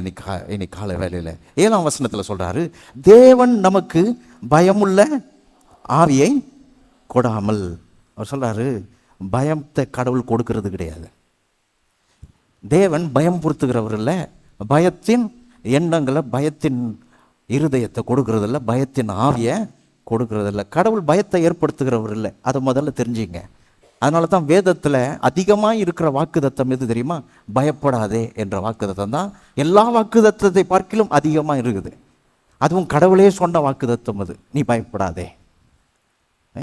ஒரு வேத வல்லுநர் சொல்கிறார், 365 நாளுக்கும் பயப்படாதேன்னு சொல்கிற ஒரு வாக்குதத்தத்தை எடுத்துக்கலாம், அந்த அளவுக்கு இருக்குதான் வாக்குதத்தம். அப்போது தேவன் பயப்படாதேன்னு சொல்லுகிறவர் எப்படி பயம் பொருத்த முடியும்? அப்போ கடவுள் சொல்கிறாரு, பவுல் சொல்கிறாரு, தேவன் நமக்கு பயத்தை கொடுக்கிறவர் இல்லை, பயத்தின் ஆவியை கொடுக்கிறவர் இல்லை, பலமும் அன்பும் தெளிந்த புத்தியும் உள்ள ஆவியையே கொடுக்கிறார். கடவுள் நமக்கு பலமான, அன்புள்ள, தெளிந்த புத்தி உள்ள ஆவியை கொடுக்கிறார். பாருங்க, தேவன் நம்ம எப்படி உண்டாக்கி இருக்கிறார் என்பதை திரும்பவும் உங்களுக்கு காண்பிக்க விரும்புகிறேன், உங்களுக்கு திரும்ப சொல்ல விரும்புகிறேன். பாருங்கள், இந்த கட்டிடத்தை நாங்கள் எப்படி கட்டியிருக்கிறோன்னா, நீங்கள்லாம் வந்து உள்ளே உட்கார்ற மாதிரி கட்டியிருக்கிறோம்.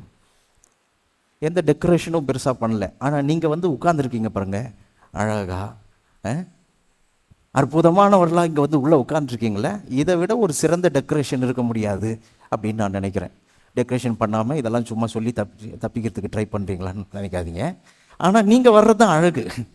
நீங்கள் இந்த கட்டிடத்துக்குள்ளே இருக்கும்போது தான் இந்த கட்டிடத்துக்கு அழகு. இந்த சரீரம் தேவன் வாசம் பண்ணும்படி உண்டாக்கப்பட்டது. தேவ ஆவியானவர் வந்து வாசம் பண்ணும்படி உண்டாக்கப்பட்டது. கடவுள் அப்படிதான் உண்டாக்குனார். தான் வந்து வாழ்கிற வீடு போல இதை உண்டாக்குனார். இது அப்படிப்பட்ட வீடு. இந்த வீட்டில் அவர் இல்லைன்னா இந்த வீடு எப்படி இருக்கும்? பயம் மட்டும்தான் இருக்கும், எதிரொலிச்சிட்டு இருக்கும். யாருமே இல்லைன்னா அந்த வீடு எப்படி இருக்கும்? எதிரொலிச்சிக்கிட்டு இருக்கும், பயமாக இருக்கும். இந்த வீட்டுக்குள்ளே தேவன் வந்து வாசம் பண்ணும்போது நமக்கு 3 அற்புதமான குணாதிசயங்கள் கிடைக்குது, அற்புதமான சக்தி கிடைக்குது. அது என்னன்னா பவர்னா தாக்கத்தை ஏற்படுத்தக்கூடிய வாழ்வு. வெறும் நாம மட்டும் ஏதோ திருப்தி பட்டுக்கிற வாழ்வு இல்லை, தாக்கம். டூனமைட் என்கிற வார்த்தை இங்கே பயன்படுத்தப்பட்டிருக்கு. டூனமைட் என்ற கிரேக்க வார்த்தை டூனாமிஸ் என்ற வார்த்தையிலிருந்து டூனமைட் வருது. டூனமைட்னா அந்த வெடி மருந்து வெடித்து சிதறும். அது மிகப்பெரிய தாக்கத்தை ஏற்படுத்தும். அங்கே இருக்கிற இடத்த ஒரு பெரிய தாக்கத்தை ஏற்படுத்தும். அதுக்கு பேர் தான் டூனமைட். சும்மா வெடிச்சிட்டு வெறும் குப்பையாக்கி விட்டு போகிறதில்ல, பயங்கர தாக்கத்தை ஏற்படுத்தும். அங்கே இருக்கிற இடத்தை அவ்வளவு ஒரு பெரிய இம்பேக்ட் கிரியேட் பண்ணிட்டு போவோம். அதுக்கு அந்த மாதிரி ஒரு வெடி மருந்து தான் பவுல் இங்கே பயன்படுத்துகிறார். கடவுள் நமக்குள்ள ஏதோ சும்மா ஏதோ வாழ்ந்தோம், ஏதோ இருந்தோம், போனோம் அப்படின்றதில்ல. ஒரு மிகப்பெரிய தாக்கத்தை அங்கே இருக்கிற இடத்துல, வாழ்கிற இடத்துல, வேலை செய்கிற இடத்துல, வாழ்கிற தெருவில், வீட்டில் நம்மை கொண்டு ஒரு பெரிய தாக்கத்தை ஏற்படுத்தக்கூடிய விதத்தில் வந்து கடவுள் வாழ்கிறாராம் உள்ள. அப்புறம் சொல்கிறாரு அன்பு, பலமும் அன்பும். கடவுள் வந்து நம்மை நேசிக்கிறவர்களாக மாற்றுறதுக்காக உள்ள வந்து வைக்கிறார். நேசிக்கிறது எவ்வளோ கஷ்டம், நேசிக்கிறது ரொம்ப கஷ்டங்க. இந்த ஐ லவ் யூன்னு ஒரு பொண்ணுக்கிட்ட பையன் சொல்கிறதும் பையன்கிட்ட பொண்ணு சொல்கிறதெல்லாம் வந்து அது ஒரு பெரிய விஷயம் கிடையாது. அதுக்கப்புறம் சொல்லுவாங்களான்றது தான். வாழும்போது சொல்லுவார்களா இவர்கள்? வாழ்க்கையை தொடங்குறதுக்கு முன்னாடி சொல்லிக்குவாங்க. சொல்லலாமல் வச்சா ஃபோனை கோச்சிக்குவாங்க இவங்க. இன்னும் ஐ லவ் யூ சொல்லலை நீ, இன்றைக்கி நீ சொல்லாமல் வச்சுட்ட, இன்றைக்கி ஐ லவ் யூ நீ சொல்லவே இல்லைன்னு. ஏன்னா இவங்களுக்கு அப்போ அது ரொம்ப தேவைப்பட்டுச்சு. ஏன்னா உறவை ஏற்படுத்திக்கும் போது அது தேவைப்பட்டுச்சு. உறவு உண்டான பிறகு ஐ லவ் யூன்ற வார்த்தையே வாயில் வரமாட்டுது. ஒருத்தரை பார்த்து ஒருத்தர் நான் உன்னை நேசிக்கிறேன், இன்றைக்கும் நேசிக்கிறேன், இனிமேலும் உன்னை நேசிப்பேன், நீ எப்படி இருந்தாலும் உன்னை நான் நேசிப்பேன், அதெல்லாம் வரமாட்டுது. உன்னை நேசிக்கணுமா? உனக்கு சோறாக்கி போடணுமா? உனக்கு நான் துணி துவச்சி போடணுமா? உன்னை நான் நல்லா வச்சுக்கணும்னு நினைக்கிறியா? அப்படின்ற மாதிரி ஆயிடுச்சு. ஒரு கட்டத்தில் இந்த ஐ லவ் யூக்காக ஒருத்தர் வீட்டை ஒருத்தர் புறக்கணிச்சிட்டு வந்தாங்க. இவங்க அப்பா அம்மாவை புறக்கணிச்சிட்டு வந்தாங்க, எல்லாத்தையும் புறக்கணிச்சிட்டு வந்தாங்க. ஆனால் இப்போது இவங்க 2 பேரும் ஒருத்தர் புறக்கணிச்சிக்கிறாங்க. நீ எனக்கு வேணாம், உன் பேச்சை நான் என்ன கேட்கணுமா? உன்னை நான் மதிக்கணுமா? நீ என்ன ஒன்றும் பெரிய முக்கியம் இல்லை, என்னால் சம்பாதிக்க முடியும், என் வாழ்க்கையை என்னால் பார்த்துக்க முடியும், என்னால் நேசிச்சுக்க முடியும், உன்னை என்னால் நேசிக்க முடியாது அப்படின்ற மாதிரி ஆகிப்போச்சு. இனிமேல் எனக்கு நான் தான் முக்கியம், என்னை கஷ்டப்படுத்தாத வரைக்கும் ஓகே, என்னை நீ கஷ்டப்படுத்துகிற மாதிரி நடந்துக்கிட்டா உன்னை என்னால் நேசிக்க முடியாது, வேணா பிரிஞ்சிக்கலாம் வா அப்படின்ற அளவுக்கு போயிடுது. நேசிக்கிறது எவ்வளோ கஷ்டம் தெரியுமா? அதுவும் நம்மை நேசிக்கும் போது ஈஸியாக நேசித்துடலாம். நம்மக்கிட்ட ஒருத்தர் நல்லா நடந்துக்கும் போது நாம் அவங்கக்கிட்ட நல்லா நடந்துக்கலாம். ஆனால் நம்மளை அவங்க நல்லா நடத்தாத போது அவங்கள நேசிக்க முடியுமா? இங்கே உபயோகப்படுத்தப்பட்ட கிரேக்க வார்த்தைக்கு அகாப்பே என்ற பெயர். அகாப்பே என்ற கிரேக்க மொழி பயன்படுத்தப்பட்டிருக்கு. அகாப்பேனா என்ன? தேவனுடைய அன்பை யோவான் விவரிப்பதற்கு அவருக்கு வார்த்தை கிடைக்கல. அந்த காலம் கிரேக்க மொழி தான் யூதர்கள் பேசி கொண்டிருந்தார்கள். அதற்கு முன்பாக இருந்த அன்புக்கான கிரேக்க வார்த்தைகள் இயேசுவின் அன்பை பற்றி எழுதுவதற்கு பத்தலை, அவரால் போதலை. அவர் சொல்கிறாரு, இவ்வளவாய் தேவன் உலகத்தில் அன்பு கூர்ந்தார். அன்பை பற்றி அவர் சொல்லும்போது கடவுள் நமக்கு காட்டின அன்பு, அவர் நமக்காக மரித்த அந்த அன்பை அவர் எண்ணி பார்க்கும்போது அவருக்கு வார்த்தை கிடைக்கல. அவரால் போய் ஒரு கணவன் மனைவி காட்டுகிற அன்பை அந்த இடத்துல எழுத முடியல. ஒரு பெற்றோர் பிள்ளைகள் காட்டுகிற அன்பை அந்த இடத்துல அவரால் எழுத முடியல. அவர் நண்பர்கள் ஒருவருக்கொருவர் காட்டிக்கொள்கிற அன்பை அங்கே எழுத முடியல. பீலியோ, ஸ்டார்கே அப்படின்ற நிறைய அன்பை குறித்த கிரேக்க வார்த்தைகள் இருக்குது, அதெல்லாம் அவரால் பயன்படுத்த முடியல. அகாப்பே என்ற வார்த்தையை பயன்படுத்துகிறார். இவ்வளவாய் உலகத்தில் அன்பு கூர்ந்தார். அவரால் சொல்ல முடியல, எவ்வளவுன்னு சொல்ல முடியல. எவ்வளவு நான் மனிதர்களை தேவன் நேசிக்கிறார் என்பதை அவரால் சொல்ல முடியல. அதுக்காக அவர் முதல் முறை ஒரு வார்த்தையை அறிமுகப்படுத்துகிறார் முதல் நூற்றாண்டில். அகாப்பே அப்படின்னா அர்த்தம் என்ன? எந்த நிபந்தனையும் இல்லாமல் ஒருவரை நேசிப்பது. இங்கே பவுல் தீமோத்தேயுக்கு சொல்கிறார், கடவுள் நமக்குள்ளே வந்து வாசம் பண்ணும்போது நமக்குள்ளே என்ன நடக்குதான், நாம் தாக்கத்தை ஏற்படுத்தக்கூடிய ஒரு வாழ்க்கையை வாழக்கூடியவர்களாக இருக்கிறோம். ரெண்டாவது, எந்த நபரையும் எந்த நிபந்தனையும் இல்லாமல் நேசிக்கக்கூடியவர்களாக நம்மை அவர் மாற்றுகிறார். மூன்றாவது சொல்கிறாரு, தெளிந்த புத்தியை கொடுக்குறாருன்னு சொல்லுது. தெளிந்த புத்தி பாருங்க, கிளாரிட்டி ஆஃப் லைஃப், வாழ்க்கையை குறித்த ஒரு தெளிவு. நான் ஏன் வாழ்கிறேன், நான் எதுக்காக வாழ்கிறேன், நான் என்ன செய்ய பிறந்திருக்கிறேன், நான் இனிமேல் என்ன செய்யணும், என்ன செய்யக்கூடாது, என்ன செஞ்சால் அது கரெக்டாக இருக்கும் அப்படின்ற ஒரு கிளாரிட்டி. இது உங்களுக்கு கிடைச்சிருக்கா? ஆண்டவரை ஏற்றுக்கொண்டதுனால இது உங்களுக்கு கிடைச்சிருக்கா? ஆண்டவரை யாரெல்லாம் ஏற்றுக்கொள்கிறோமோ அவர்கள் எல்லாரையும் வேதம் என்ன சொல்ல தெரியுமா? அவர்கள் ஒவ்வொருவரும் தேவன் வாசம் பண்ணுகிற ஆலயமாக இருக்கிறோம். தேவன் வந்து அந்த இருதயத்துக்குள்ள உள்ளத்துக்குள்ள வந்து வாசம் பண்ணுகிறார். அவர் வாசம் பண்ணும்போது இந்த அடையாளங்கள் அவர்களுக்கு சொந்தமாக இருக்குது. அவர்கள்கிட்ட பலம் இருக்குது, அவர்கள்கிட்ட அன்பு இருக்குது, அவர்கள்கிட்ட தெளிந்த புத்தி இருக்குது. இது மூணும் நமக்கு ரொம்ப தேவை. இந்த மூணையும் ரொம்ப நாடணும். நம்ம இந்த மூணும் நம்ம வாழ்க்கையில் செயல்படுதான்னு பார்க்கணும். இந்த மூணும் இல்லைன்னா நம்ம கிறிஸ்தவ வாழ்க்கை ஒன்றும் பெரிய விஷயம் இல்லை. நான் கோயிலுக்கு போகிறேன், பாட்டு பாடுறேன், பைபிளை தூக்குறேன், நான் பிரசங்கம் பண்ணுறேன், நான் எல்லாம் செய்கிறேன் அப்படின்னு சொல்லிக்கிட்டு திரிகிறதுல ஒரு பிரயோஜனமும் கிடையாது. நமக்கு ஒரு பிற மதத்துக்கும் பிற மதத்தில் இருந்தபோதும் பிற மதத்தினரும் பிற உலகத்தில் ஆண்டவர் அறியாதவர்களும் உண்மையான தெய்வத்தை ஆராதிக்காதவர்களுக்கும் நமக்கும் எந்த பெரிய வித்தியாசமும் இருக்க போகிறது கிடையாது. வெறும் மதமும் சடங்கும் சம்பிரதாயங்களும் மட்டும்தான் இருக்கும். இந்த மூணும் நம்ம வாழ்க்கையில் இருந்தால் தான் நம்ம வாழ்க்கை ஒவ்வொரு நாளும் ருசி உள்ளதாக இருக்கும். அப்போ இதுல பெரிய நாட்டம் வேணும். ஆண்டவரே, இது எனக்கு தேவை, நீர் எனக்குள்ளே வந்து வாழும்பொழுது, உம்முடைய ஆவி எனக்குள்ளே இருக்கும்பொழுது, தேவன் வந்து இந்த வீட்டுக்குள்ளே வாசம் பண்ணும்போது இந்த குணாதிசயங்கள் வெளிப்படும் என்று தீமோத்தேயு பவுலுக்கு சொல்றது போல, இன்னைக்கு நீங்களும் நானும் கூட இதை வாஞ்சிக்கணும். ஆண்டவரே, நான் வாழ்கிற இடத்துல ரொம்ப மக்கி வாழக்கூடாது, ஒரு மக்கு போல இருக்கக்கூடாது, புத்தி இல்லாமல் நான் இருக்கக்கூடாது. நான் வாழ்கிற இடத்துல ஒரு மிகப்பெரிய தாக்கம், தேவன் இயேசு இருந்த இடம் எப்படி ஒரு தாக்கத்தை ஏற்படுத்தியதோ அது போல நானும் ஒரு தாக்கத்தை ஏற்படுத்தணும். இயேசு எப்படி எல்லாரையும் நேசிக்க முடிந்ததோ அது போல நானும் நேசிக்கிறவனா என்னை மாற்றும். இயேசு எப்படி ஒரு தெளிந்த புத்தி, வாழ்க்கையை குறித்த ஒரு கிளாரிட்டி இருந்ததோ அது போல எனக்கும் வாழ்க்கையை குறித்த ஒரு தெளிவை எனக்கு தாரும்னு நம்மளும் கேட்கணும். பவுல்கிட்ட அதை தான் சொல்லிக்கிட்டு அவனை அனல் மூட்டிக்கிட்டு இருக்கிறாரு. இப்படி தானேப்பா நம்ம வாழ்க்கை, இதுக்கு தானேப்பா தேவன் நமக்கு ரட்சிப்பை ஏற்படுத்தினார், இதுக்காக தானே நம்மளை தெரிந்து கொண்டார் அப்படின்னு ஆரம்பிக்கிறார். அப்புறம் நீங்கள் தொடர்ந்து வாசித்தீங்கன்னா நிறைய காரியங்களை சொல்கிறாரு. நான் நேரம் இல்லை, அதனால் நான் எங்கே நேரம் போகிறேன்னா 10ஆம் வசனத்துக்கு போகிறேன் நேராக. இன்னொரு நாள் நான் அதை பற்றி மற்ற காரியங்களை பேசுகிறேன். நேராக 10ஆம் வசனத்துக்கு போகிறேன். 10ஆம் வசனத்தில் சொல்கிறாரு, நம்முடைய கர்த்தராகிய இயேசு கிறிஸ்து பிரசன்னமானதினாலே சொல்கிறாரு, இயேசு கிறிஸ்து பிரசன்னமானதினாலே அந்த கிருபை இப்பொழுது வெளிப்படுத்தப்பட்டது. அந்த கிருபை வெளிப்படுத்தப்பட்டது. அவர் மரணத்தை பரிகரித்து ஜீவனையும் அழியாமையும் சுவிசேஷத்தினாலே வெளியரங்கமாக்கினார். கொஞ்சம் நல்லா நிமிடானமாக உட்காந்து இதை கொஞ்சம் ஆழமாக கவனித்து, இதை ரொம்ப கவனிக்கிற விதத்தில் உட்காந்து கேட்டிங்கன்னா தான் புரியும்.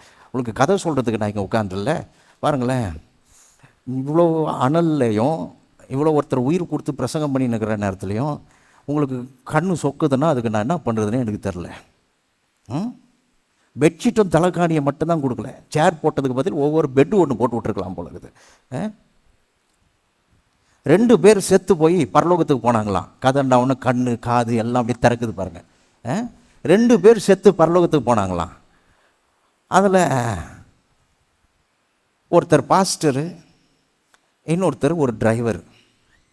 நேராக மேலே போனவனு கர்த்தர் சொன்னாராம் பேதுருக்கிட்ட, அவங்களுக்குன்னு அலர்ட் பண்ணியிருக்கிற இடத்த கொண்டு போய் கொடுப்பான்னாராம். ஃபஸ்ட்டு ஒரு டிரைவரை கூட்டிகிட்டு, அந்த டிரைவரை கூட்டிகிட்டு போய் அவனுக்கு ஒரு பெரிய மாளிகையை கொடுத்தாராம் பாருங்க. மாளிகையை காட்டி, இதுதான் உனக்கு கடவுள் வச்சுருக்கார், எடுத்துக்கோ அப்படின்னு. அந்த மாளிகையை பார்த்து அவனுக்கு ரொம்ப சந்தோஷம். அவன் உள்ளே போயிட்டான். பாஸ்டர் நினச்சார் எனக்கு ரொம்ப பெருசாக, இதை விட பெருசாக இருக்கும் அப்படின்னு நினச்சிட்டு பின்னாடியே போனாராம். பேதுரு பின்னாடியே போனால் ஒரு சின்ன குடிசையை காட்டினாராம். குடிசையை காட்டி இதுதான் உமக்கு அப்படின்னாராம். அவருக்கு ரொம்ப கோபம் பாஸ்டர். வாரம் வாரம் நான் உயிரை கொடுத்து பிரசங்கம் பண்ணியிருக்கிறேன், எவ்வளவு கடவுளை பற்றி சொல்லியிருக்கிறேன், எனக்கு ஒரு சின்ன குடிசையை கொடுக்குறீரு, அவனுக்கு பெரிய மாளிகையை கொடுக்குறீருன்னு. அப்போ பேதுரு சொன்னாராம், கொஞ்சம் கேளு, நீ பிரசங்கம் பண்ணும்போது கோயிலில் உட்காந்து தூங்கின்னு இருந்தாங்க. ஆனால் இந்த ஆள் வண்டியை ஓட்ட தொடங்கின உடனே ஆண்டவரே ஆண்டவரே ஆண்டவரே ஆண்டவரேன்னு சொல்லி பயந்துக்கிட்டே என்னை கூப்பிட்டுக்கிட்டு இருந்தாங்க. அதனால் உமக்கு இதுதான், அவனுக்கு அதுதான் அப்படின்னாராம். இங்கே பிரசங்கம் பண்ணும்போது எனக்கு அதுதான் தோணுது, மேலே போனால் எனக்கு குடிசை தான் வாங்கி தருவீங்க போல இருக்குது.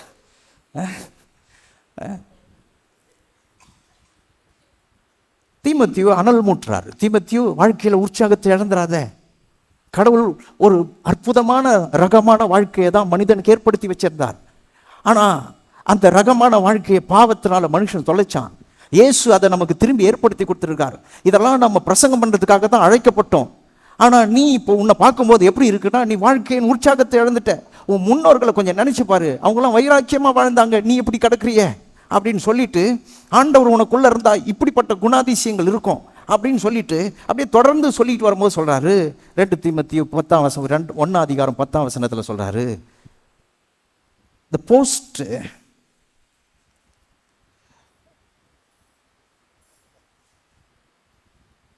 கான்டெக்ஸ்டில் பேசுகிறார். அவர் இயேசு உயிரோட எழுந்த பிறகு என்ன நடந்தது என்பதை பற்றி இங்கே பேசுகிறார். அவர்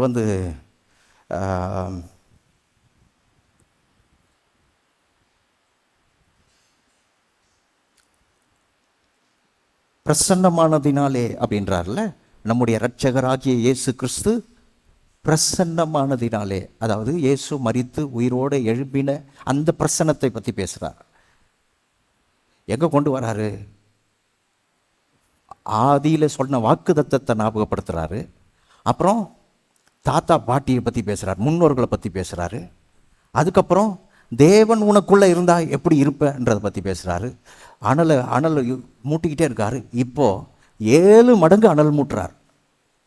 கொஞ்சம் கற்பனையில் நான் சொல்லணும்னு நினச்சேன்னா இப்படி தான் சொல்லுவேன். இன்னும் அதிகமாக அனல் மூட்டுறார். எப்படி அனல் மூட்டுறார்? உயிரோடு எழுந்து இயேசு பிரசன்னமானதினாலே, மரணத்தை ஜெயித்து உயிரோடு எழும்பினாரே, அந்த எழும்பும்போது ஒரு கிருபை வெளிப்படுத்தப்பட்டது என்பதற்கு அப்போகாலிப்ஸ் என்ற கிரேக்க வார்த்தை பயன்படுத்தப்பட்டிருக்கு. அதுக்கு அர்த்தம் என்னன்னா, மூடி இருந்த திரையை கிழித்து காண்பிப்பது, ரகசியமாக இருந்த ஒன்றை வெளிப்படையாக பேசுவது. அதுக்கு பயன்படுத்தப்பட வார்த்தை தான் வெளிப்படுத்தப்பட்டது அப்படின்றார். கடவுள் நமக்கு ஒரு காரியத்தை வெளிப்படையாக காண்பித்திருக்காராம் இயேசு உயிரோடு எழுந்தபோது.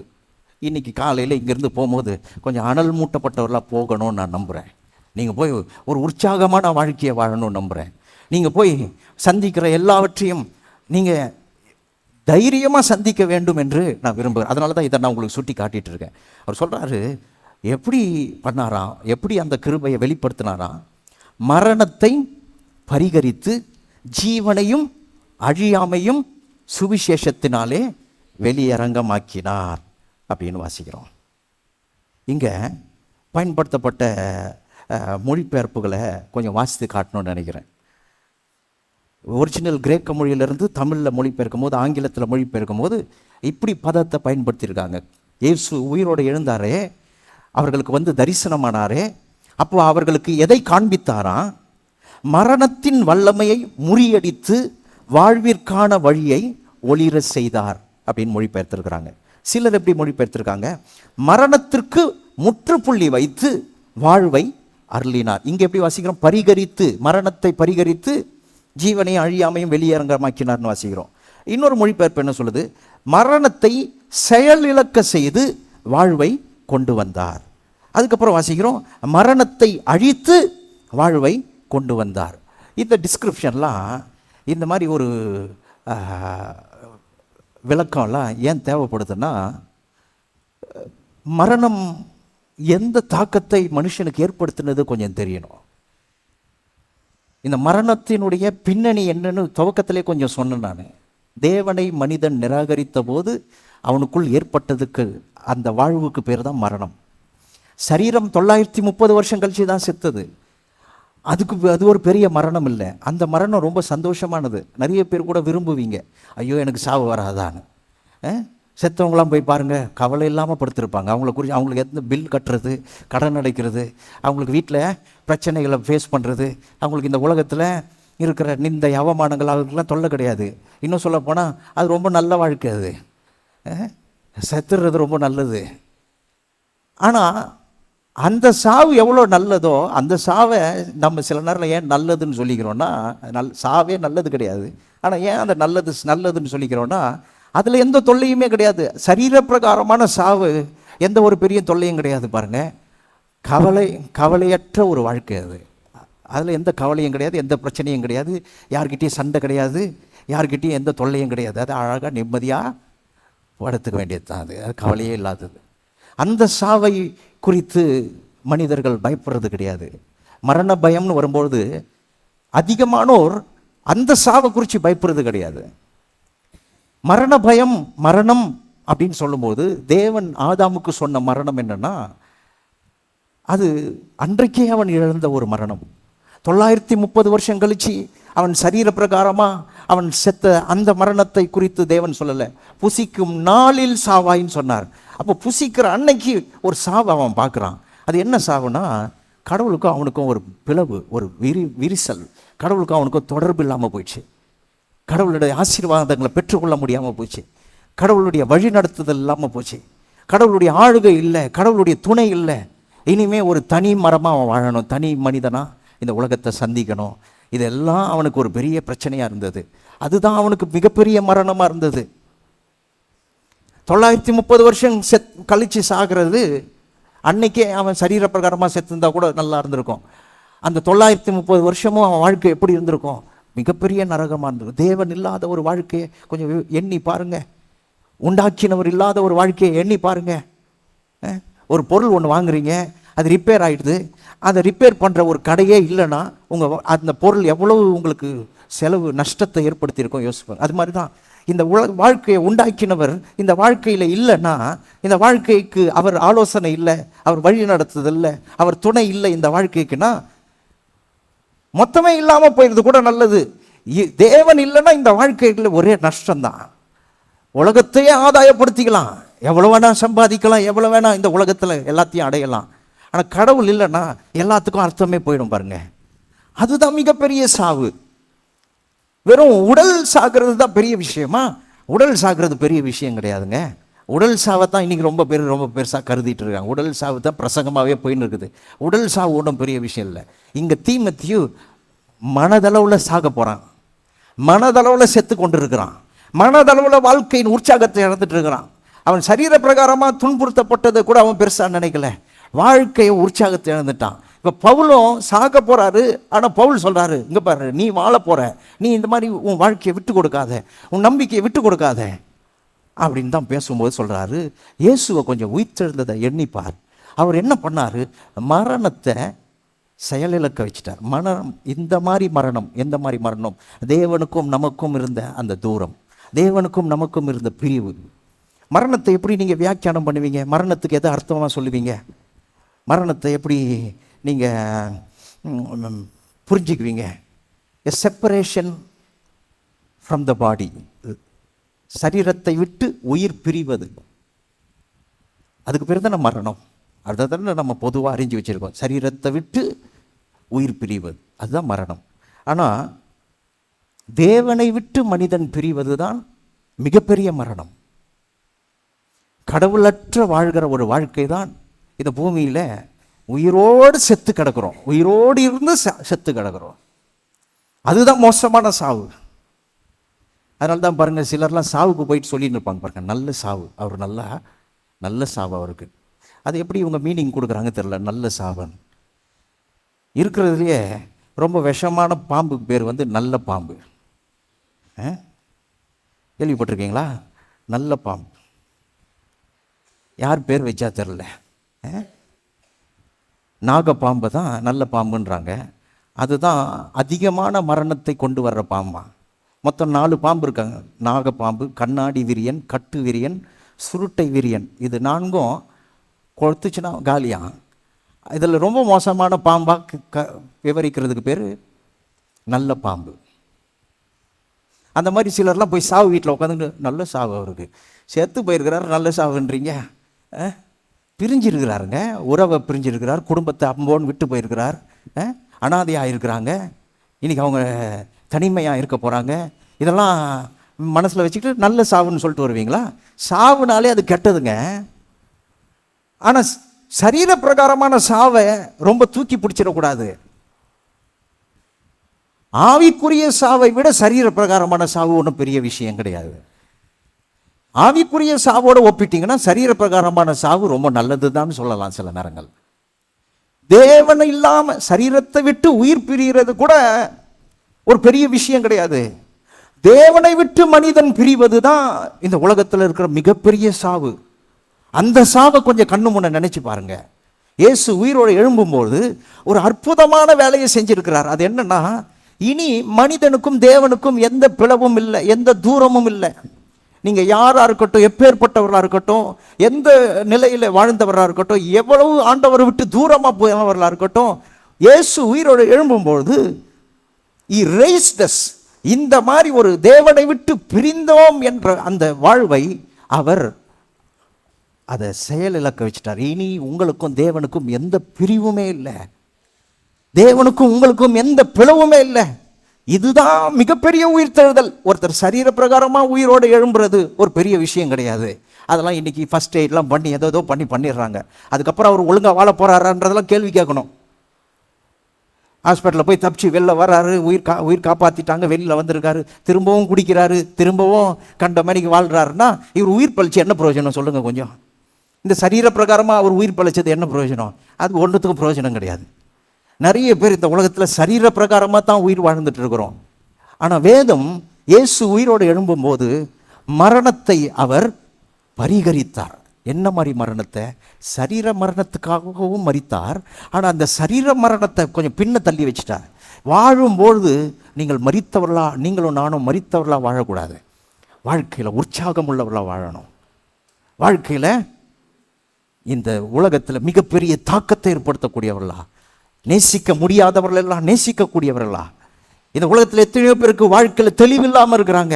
நீங்கள் தெளிவுள்ளவர்களாக வாழ்வதற்காக, வாழ்க்கைனா என்ன, எதுக்காக நான் கல்யாணம் பண்ணுறேன், எதுக்காக நான் பிள்ளைகளை பெற்றுக்கிறேன், எதுக்காக நான் வேலைக்கு போகிறேன், எதுக்காக நான் தினமும் எழுந்துக்கிறேன், எதுக்காக இதெல்லாம் நான் செய்கிறேன், எதுக்கு நான் சம்பாதிக்கிறேன், எதுக்கு இந்த கோயில், எதுக்கு இந்த பிரசங்கியார், எதுக்கு இந்த சபை, எதுக்கு இந்த உலகம், கடவுள் எனக்கு எதுக்கு இதெல்லாம் கொடுத்துருக்காரு என்கிற ஒரு கிளாரிட்டி இது எப்படி கிடைக்குது? இயேசு உயிரோடு எழுந்து ஒவ்வொருத்தருக்குள்ளேயும் இந்த ஜீவனை வெளிப்படையாக கொடுத்துட்டார். இனி நீங்கள் இந்த ரகமான வாழ்க்கையை வாழலாம். தேவனோடு சேர்ந்து, தேவனோடு ஐக்கியப்பட்டவர்களா, தேவனோடு இருந்து ஒரு உயிர்த்தெழுந்த வாழ்க்கையை வாழலாம். இந்த மரணத்தை வேதம் எப்படிலாம் விவரிக்குதுன்னா, ஆதியாகமம் 3ஆம் அதிகாரத்தில் பார்த்தீங்கன்னா அதை சாபமாக விவரிக்கிறது. நீ மண்ணாய் இருக்கிறாய், மண்ணுக்கு திரும்புவாய் அப்படின்னு ஒரு சாபத்தை போல சித்தரிக்கப்பட்டிருக்கு மரணத்தை. அடுத்து பாவத்தின் சம்பளம் மரணம் என்று ரோமர் 6ஆம் அதிகாரத்தில் வாசிக்கிறோம். ரோமர் 6:23 பாவத்தின் சம்பளம் மரணம் அப்படின்னு சொல்லியிருக்கு. யாரெல்லாம் தேவனை விட்டு விலகுறார்களோ அவர்களுக்கு சம்பளமாக கிடைக்குதான் மரணம்.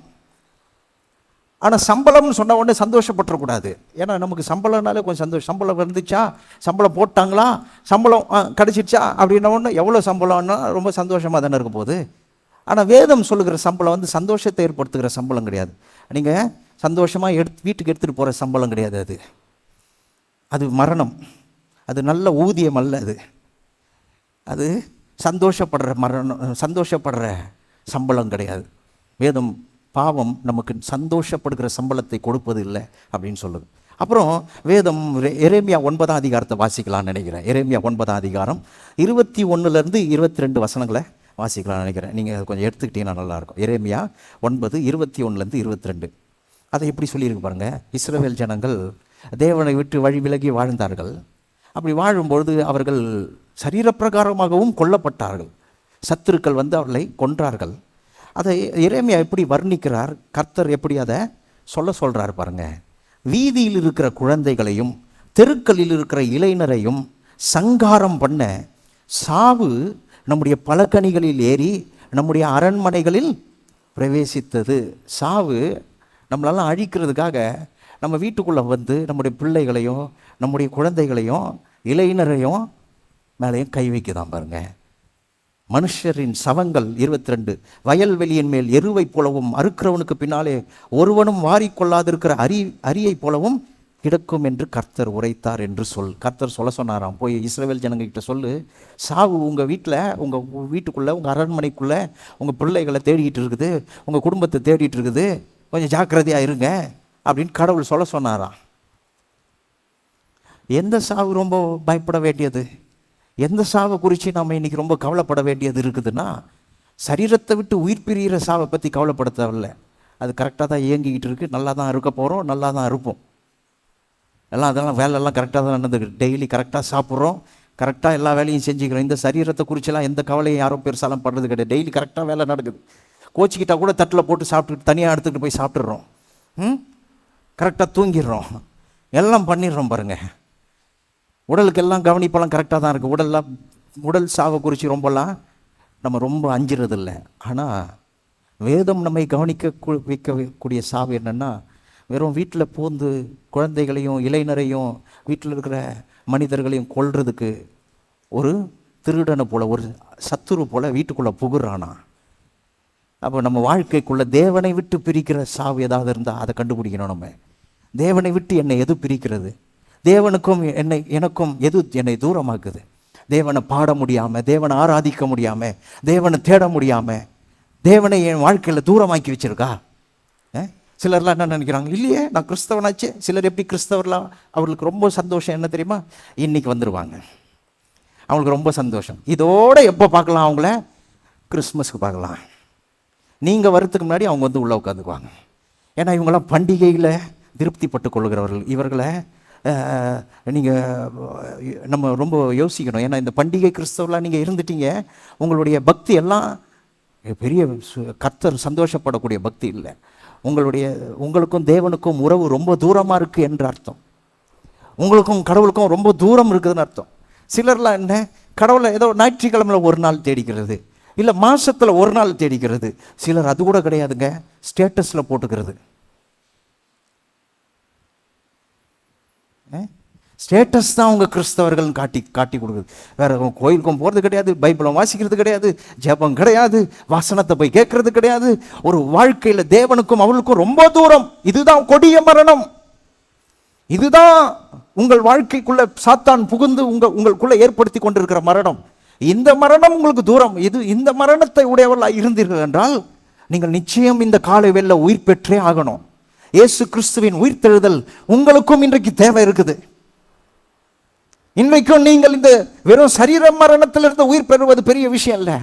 தேவனை விட்டு தூரமாக இருக்கிறோம் என்றால் இன்றைக்கு அந்த சாவு இன்றைக்கு உங்கள் வாழ்க்கையில் பரிகரிக்கப்பட வேண்டும். இன்றைக்கு அது அபாலிஷ் பண்ணப்பட வேண்டும். அது இன்றைக்கு செயல் இழக்க பண்ண வேண்டும். ஆண்டவரே, நீர் என்னுடைய முதல் தேவை, நீர் தான் என்னுடைய ஜீவனுக்கு காரணர், நீர் தான் என்னுடைய ஜீவனுக்கு பலன், நீர் தான் இந்த வாழ்க்கையை வாழ்வதற்கு உற்சாகத்தை கொடுக்கிறவர். நீர் இல்லாமல் நான் கிடக்கிறேன்னா நான் செத்ததுக்கு சமம். நீர் உயிரோடு எழுந்து எனக்கு அந்த ஜீவனை இன்னைக்கு எனக்கு கிருபையாக கொடுத்துருக்கிறீர். நான் இனி உமக்கும் எனக்கும் எந்த தூரமும் கிடையாது. நீரும் நானும் சேர்ந்து இந்த பூமியில் வாழும்போது என்னால் பலமுள்ள வாழ்க்கையை வாழ முடியும், அன்பு நிறைந்த வாழ்க்கை வாழ முடியும், தெளிந்த புத்தி உள்ள வாழ்க்கையை வாழ முடியும். இன்றைக்கு அது எனக்கு தாரும் என்று கேட்கணும். பண்டிகை கிறிஸ்தவர்களா, ஞாயிற்றுக்கிழமை கிறிஸ்தவர்களா மட்டும் இருந்துடக்கூடாது, ஸ்டேட்டஸ் கிறிஸ்தவர்களாக இருந்துடக்கூடாது. ஒவ்வொரு நொடியும் ஆண்டவரை எண்ணி பாருங்கள். ஆண்டவர் உங்களுக்காக என்னெல்லாம் செய்திருக்கிறார், ஆண்டவர் உங்களுக்கு எப்படிப்பட்டவராக இருக்கிறார்ன்றதெல்லாம் எண்ணி பார்க்க ஆரம்பிச்சிங்கன்னா நீங்கள் இருக்கிற இடத்துலையே அனல் மூட்டப்படுவீர்கள். உங்கள் வாழ்க்கையில் உற்சாகத்தை யாரும் கொடுக்க முடியாத சமாதானம், யாரும் கொடுக்க முடியாத உற்சாகம், யாரும் கொடுக்க முடியாத பலன் உங்களுக்கு கொடுக்கப்படும். அங்கிருந்து நீங்கள் எழும்பி நிற்பீர்கள், வாழ்க்கையை வாழ்ந்து காட்டுவீர்கள், முன்னேறி செல்ல முடியும் உங்களால். இந்த தாக்கத்தை ஏற்படுத்ததான் இயேசு உயிரோடு எழுந்தார். இந்த தாக்கத்தை ஏற்படுத்த லாசருவும் ஐஸ்வர்யவானும் மரித்து பாதாளத்துக்கு ஐஸ்வர்யவான் போகும்போது வேதம் சொல்லுது, அவன் மிகுந்த வேதனைப்பட்டான். மரணத்தை வேதம் எப்படி சொல்லுது, அது வேதனைன்னு சொல்லுது. சரீர பிரகாரமான மரணம் வேதனை தரும் என்றால் தேவனை விட்டு பிரிந்து வாழ்கிற வாழ்க்கையில் வேதனைகள் நிச்சயமாக இருக்கும். கண்டிப்பாக வேதனையோடு தான் வாழ்கிற வாழ்க்கையாக இருக்கும். அதனால தான் இயேசு உயிரோடு எழுந்தார். உயிரோடு எழும்பும்போது ரோமரை வாசித்து நான் முடிக்கலாம்னு நினைக்கிறேன். ரோமர் 6ஆம் அதிகாரம். இதை வாசித்து முடிக்கிறேன். ரோமர் 6ஆம் அதிகாரம். இந்த கால வேளையில் நீங்களும் அந்த உயிர்த்தெழுதலில் கனெக்டடாக இருக்கிறீங்கன்றதை புரிஞ்சுக்கங்க. ரோமர் 6ஆம் அதிகாரம் எடுத்துக்கிட்டிங்களா? ஒரு ஆமேன்னு சொல்லுங்கள். 3ஆம் வசனம். கிறிஸ்து இயேசுக்குள்ளாக ஞானஸ்நானம் பெற்ற நாம் அனைவரும். ஏன் ஞானஸ்நானம் பெறுறோன்றதை உங்களுக்கு காட்டுறேன். இன்றைக்கி கூட ஞானஸ்நானம் 11:30 மணிக்கு ஞானஸ்நானம் இருக்குது. யாராவது ஞானஸ்நானம் எடுக்க விரும்பினால் நீங்கள் தாராளமாக வந்து எடுத்துக்கலாம். 11:30 மணிக்கு ஞானஸ்நானம். இந்த ஞானஸ்நானத்தை ஏன் பெற்றோம் என்பதை பவுலிங்க சொல்கிறார். ஞானஸ்நானம் பெற்ற நாம் அனைவரும் அவருடைய மரணத்துக்குள்ளாக ஞானஸ்நானம் பெற்றதை அறியாமல் இருக்கிறீர்களா? அவர் சொல்கிறாரு, ஞானஸ்நானம் பெறும்போது நாம் எல்லாம் அவருடைய மரணத்தோடு இணைக்கப்பட்டோமா, அவருடைய மரணத்தோடு சம்பந்தப்படுத்தப்பட்டோமா, அவருடைய மரணத்தோடு கனெக்ட் பண்ணப்பட்டோமா? அவர் ஏன் மரித்தார், அந்த மரணத்தினால் அவர் என்ன நமக்கு சம்பாதித்து கொடுத்தார் என்கிற அந்த பாக்கியத்தோடு நாம் இணைக்கப்பட்டோம் என்று சொல்லுகிறார். அப்புறம் 4ஆம் வசனத்தில் சொல்கிறாரு, மேலும் பிதாவின் மகிமையினாலே கிறிஸ்து மரித்தோரிலிருந்து எழுப்பப்பட்டது போல. இயேசுவை பிதா வல்லமையாக எழுப்பினாரே, அது போல சொல்கிறார். அந்த வார்த்தையை அப்படியே பயன்படுத்துகிறார். போல, எல்லாம் சொல்லுங்கள் போல. அது போல எழுப்பப்பட்டது போல நாமும், சொல்கிறாரு, இயேசு எப்படி எழுப்பப்பட்டாரோ அது போல நாமும் புதிதான ஜீவன் உள்ளவர்களாய் நடந்து கொள்ளும்படி. அதாவது நம்ம வாழ்க்கை முறையே மாற்றிக்கலாம். இன்னைக்கு கூட நீங்கள் மாற்றிக்கலாங்க. இன்னைக்கு கூட நீங்கள் உங்கள் வாழ்க்கையில் ஒரு புது ஆரம்பத்தை ஆரம்பிக்கலாம். போய் நீங்கள் ஒரு புது வாழ்க்கையை தொடங்கலாம், மன்னிக்கலாம், விட்டு கொடுக்கலாம், முன்னேறி செல்லலாம், மனைவியை நேசிக்கலாம், புருஷனை நேசிக்கலாம், பிள்ளைகளை ஏற்றுக்கொள்ளலாம், ஆண்டவரை உங்கள் வாழ்க்கையில் முக்கியப்படுத்தலாம். இனி ஒரு ஆரம்பத்தை ஏற்படுத்திக்கலாம். ஏன்னா நீங்கள் இயேசு உயிர்த்தெழுதலில் இணைக்கப்பட்டிருக்கிறீங்க. உங்களை தேவன் தம்முடைய உயிர்த்தெழுதலில் இணைச்சிக்கிட்டார். அவரோடு இணைச்சிட்டு என்ன பண்ணிட்டாரு, யாரெல்லாம் அந்த உயிர்த்தெழுதலை நம்புகிறோமோ நாம் எல்லாம் ஒரு புதிய ஜீவன் உள்ளவர்களா ஒரு புது ஆரம்பத்தை ஏற்படுத்திக்கலாம். நான் சொல்கிறேன், அது இன்றைக்கி மட்டும் இல்லைங்க. நீங்கள் எப்போ வேணாலும் சொதப்பிட்டீங்க, தோத்துட்டீங்க, வாழ்க்கையில் செய்யக்கூடாததை செஞ்சிட்டீங்க, வாழ்க்கையில் ரொம்ப தவறிட்டீங்க, அதெல்லாம் இப்போ வெறுக்கிறீங்க. ஆனால் அதிலிருந்து எப்படி திரும்பவும் புது வாழ்க்கையை ஆரம்பிக்கிறதுன்னு தோணலையே, தெரியலையா? நான் இந்த கால வேளையில் உங்களுக்கு சொல்லித்தரேன். இயேசு உயிரோடு எழும்பும் பொழுது தேவன் அந்த உயிர்த்தெழுதலுக்குள்ளே என்ன வச்சுருக்காருன்னா, நீங்கள் ஒரு புது லைஃப்பை ஸ்டார்ட் பண்ணலாம். கணவன் மனைவியாக ஒரு புது லைஃப்பை ஸ்டார்ட் பண்ணலாம். வாலிபர்களாக ஒரு புது லைஃப்பை இன்றைக்கி ஸ்டார்ட் பண்ணலாம். ஒவ்வொருத்தரும் இன்றைக்கி ஒரு புது லைஃப்பை ஸ்டார்ட் பண்ணலாம். தேவனுடைய பிள்ளையா ஒரு நியூ லைஃப்பை நீங்கள் இன்றைக்கி பிகின் பண்ணலாம். அதை தான் இங்கே சொல்கிறாரு, ஜீவனுள்ளவர்களாய் நடந்து கொள்ளும்படி அவருடைய மரணத்துக்குள்ளாக்கும் ஞானஸ்நானத்தினாலே கிறிஸ்துவுக்குள்ளே அடக்கம் பண்ணப்பட்டோம். இப்போ 5ஆவது வசனம் நல்லா கவனிங்க. அவருடைய மரணத்தின் சாயலில் நாம் இணைக்கப்பட்டவர்கள் ஆனால் அவருடைய உயிர்த்தெழுதலின் சாயலிலும் இணைக்கப்பட்டோம். அவர் சொல்கிறாரு, எப்படி மரணம் எனக்காக அப்படின்னு ஒத்துக்கொள்ள நம்மளால் துணிகிறதோ உயிர்த்தெழுதலும் நமக்காகத்தான். அவர் உயிர் எழும்பும்பொழுது அவர் சரீர பிரகாரமாக உயிர்ந்து சில காரியங்களை நிரூபித்தார். தான் மேசியா என்பதை நிரூபித்தார். தான் மரணத்துக்கும் பெரியவர் என்பதை காண்பித்தார். அங்கே இருக்கிற அநேக அவிசுவாசிகளான யூதர்களுக்கு அவர் தான் தேவகுமாரன் என்பதை நிரூபித்தார். அதெல்லாம் நடந்தது. ஆனால் இன்றைக்கு வாழ்ந்துட்டு இருக்கிற எனக்கு அவர் தேவகுமாரன் என்பதில் பெரிய சந்தேகம் இல்லை. ஆனால் என் வாழ்க்கை மேலே, உங்கள் வாழ்க்கை மேலே தான் நம்ம வாழ்க்கை மேலே தான் சந்தேகம். இது என்ன வாழ்க்கை இது? இதை நான் என்னத்தை உற்சாகமாக இல்லை, இல்லை என்ன வாழ்க்கை இது? ஏதோ வெந்ததை சாப்பிட்டுக்கிட்டு ஏதோ கடந்தது போயிட்டு கொண்டு இருக்கிறோம், இப்படி தான் வாழணுமா? உற்சாகமே இல்லையே அப்படின்னு நீங்கள் நினைக்கிறீங்களா? நான் சொல்கிறேன், இயேசு உயிரோடு எழும்பும்போது அவர் ஜீவனை வெளியரங்கமாக்கினார். அதாவது நம்மால் ஒரு புது வாழ்வை வாழ முடியும் என்பதை சாத்தியமாக்கினார். நீங்கள் அதை நம்புகிறீர்கள் என்றால், when you believe, சிலர்லாம் நம்புறது கிடையாது. சிலர்லாம் என்ன சொல்கிறாங்க, உயிரோடு எழுந்ததெல்லாம் சாத்தியமாங்க, அதெல்லாம் சாத்தியமா, அதெல்லாம் நம்ப முடியுமா? ஒருத்தர் மரிச்சிட்டா அதோடு முடிஞ்சிடுது, எப்படி உயிரோடு எழுந்தார் நம்ப முடியும்? சிலருக்கு நம்பிக்கை இல்லை. சிலர் வேத வசனங்களை நம்புறது கிடையாது. ஆனால் நான் சொல்கிறேன், if you don't believe, if you can't believe, நீங்கள் அதை நம்பலை, நீங்கள் அதை நம்ப மாட்டீங்கன்னா நான் சொல்கிறேன், உங்களுக்கு எந்த பயனும் தராது. இது கட்டாயம் இல்லை, நீங்கள் இதை நம்பியே ஆகணுன்ற கட்டாயம் இல்லை. ஆனால் எந்த நம்பிக்கை உங்களை உற்சாகப்படுத்தும் என்பதை கொஞ்சம் கேள்வி கேட்டு பாருங்க. இயேசு கன்னியின் வயிற்றில் பிறந்தார் என்பதை நீங்கள் நம்பினாலே உயிர்த்தெழுதலை கூட நம்பிடுவீங்க. இயேசு கன்னியின் வயிற்றில் பிறந்தார் என்பதை நீங்கள் நம்புறீங்கன்னா மற்ற அற்புதங்களை நம்புவதில் உங்களுக்கு எந்த பிரச்சனையும் இல்லை. ஒரு ஆணுடைய உதவி இல்லாமல் ஒரு மனுஷன் பிறக்கிறார் அப்படின்னா அதை நம்ப முடியும். அதை நம்புகிறேன். இயேசு பிறந்தார் என்பதை நான் நம்புகிறேன்னா அவர் மரித்தார், உயிரோடு எழுந்தார் என்பதை நம்புவதில் யாருக்கும் எந்த சந்தேகமும் இல்லை. ஆனால் நான் சொல்லுகிறேன், அதோடு நிறுத்திக்கிட்டோன்னா, உயிரோடு எழுந்தார் என்பதோடு நிறுத்திக்கிட்டோன்னா நாம் பாதி தான் நம்புகிறோம். கிறிஸ்தவத்தில் பாதி தான் நம்புகிறோம். ஆமாங்க, அவர் தேவகுமாரன் உயிரோடு எழுந்தார், அதை நான் நம்புகிறேன். அதில் எந்த லாபமும் உங்களுக்கு கிடைக்காது. அது இயேசுவுக்கு தான் லாபம். உங்களுக்கு எப்படி லாபம்? வேதம் சொல்லுது, அந்த சாயலில் இணைக்கப்பட்டிருக்கிறோம், ஸ்டிச் பண்ணப்பட்டிருக்கிறோம். அந்த சாயலோடு பேஸ்ட் பண்ணப்பட்டுட்டோம், நம்ம ஒட்டப்பட்டுட்டோம். அந்த உயிர் தெழுதல் எதுக்கு? ஒரு நியூ பிகினிங், ஒரு புது துவக்கம், ஒரு அற்புதமான வாழ்வு வெளியரங்கமாக தேவன் காண்பித்தார். வாழ முடியும் அப்படின்ற ஒரு பாவத்தையும் மரணத்தையும் சாபத்தையும் ஜெயித்து எழும்பின அந்த வாழ்க்கையை தேவன் சொல்கிறாரு, உங்களையும் அதோடு இணைத்து விட்டார். நீங்களும் அதோடு இணைக்கப்பட்டிருக்கிறீர்கள். அப்போ இணைக்கப்பட்டிருக்கிறதுனால இனிமேல் கொஞ்சம் வெறுக்க பாருங்கள். எதெல்லாம் வெறுக்கணும்னா மனுஷர்கள் இல்லை. இனிமேல் கொஞ்சம் ஏழ்மையை வெறுக்க பாருங்கள். இனிமேல் நான் ஏழ்மையெல்லாம் இருக்க மாட்டேன், நான் வியாதியாக இருக்க மாட்டேன், நான் இந்த பாவங்களை வெறுக்க போகிறேன். இதெல்லாம் நான் எதுக்கு விரும்பணும்? இதெல்லாம் நான் வெறுக்க போகிறேன்.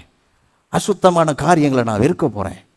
ஒழுக்கமில்லாத காரியங்களை நான் வெறுக்க போகிறேன். ஏன்னா கடவுள் எனக்கு ஒரு புது வாழ்க்கையை சிலுவையில் மரித்து உயிரோடு எழும்பி என்னோட அதை இணைத்து விட்டார். நான் இனிமேல் ஒரு குவாலிட்டி லைஃப் வாழ போகிறேன், தரமான வாழ்க்கையை வாழ போகிறேன், நான் பரிசுத்தமாக வாழ போகிறேன், அன்பாக வாழ போகிறேன், நான் கடவுளுக்கு மகிமையாக வாழ போகிறேன், நான் இப்படி வாழ போகிறேன். இனிமேல் வெறுக்க பாருங்கள். ஆனால் எதை வெறுக்கணுன்றதையும் தெரிஞ்சுங்க. பக்கத்து வீட்டுக்காரரை வெறுக்கிறது, பக்கத்தில் உட்காந்துருக்கிற கணவன் மனைவியை வெறுக்கிறது, பிள்ளைகளை வெறுக்கிறது, பெற்றோர்களை வெறுக்கிற அந்த வெறுப்பை பற்றி நான் பேசலை. நான் சொல்கிற வெறுப்பு எது தெரியுமா? எதெல்லாம் தேவனுக்கு பிரியம் இல்லையோ அதெல்லாம் வெறுக்க பாருங்கள். எதெல்லாம் தேவனுக்கு பிரியமோ அதெல்லாம் விரும்ப பாருங்கள். ஏன்னா உங்களால் முடியும். நீங்கள் அந்த உயிர்த்தெழுதலை இணைக்கப்பட்டிருக்கிறீங்க. ஒரு புது வாழ்வு உங்களுக்கு கொடுக்கப்பட்டிருக்கிறது. எழும்பி நிற்போம், நம்ம ஜெபிக்கலாம். ஹல்லேலூயா, ஹல்லேலூயா. ஸ்தோத்திரம் கர்த்தாவே.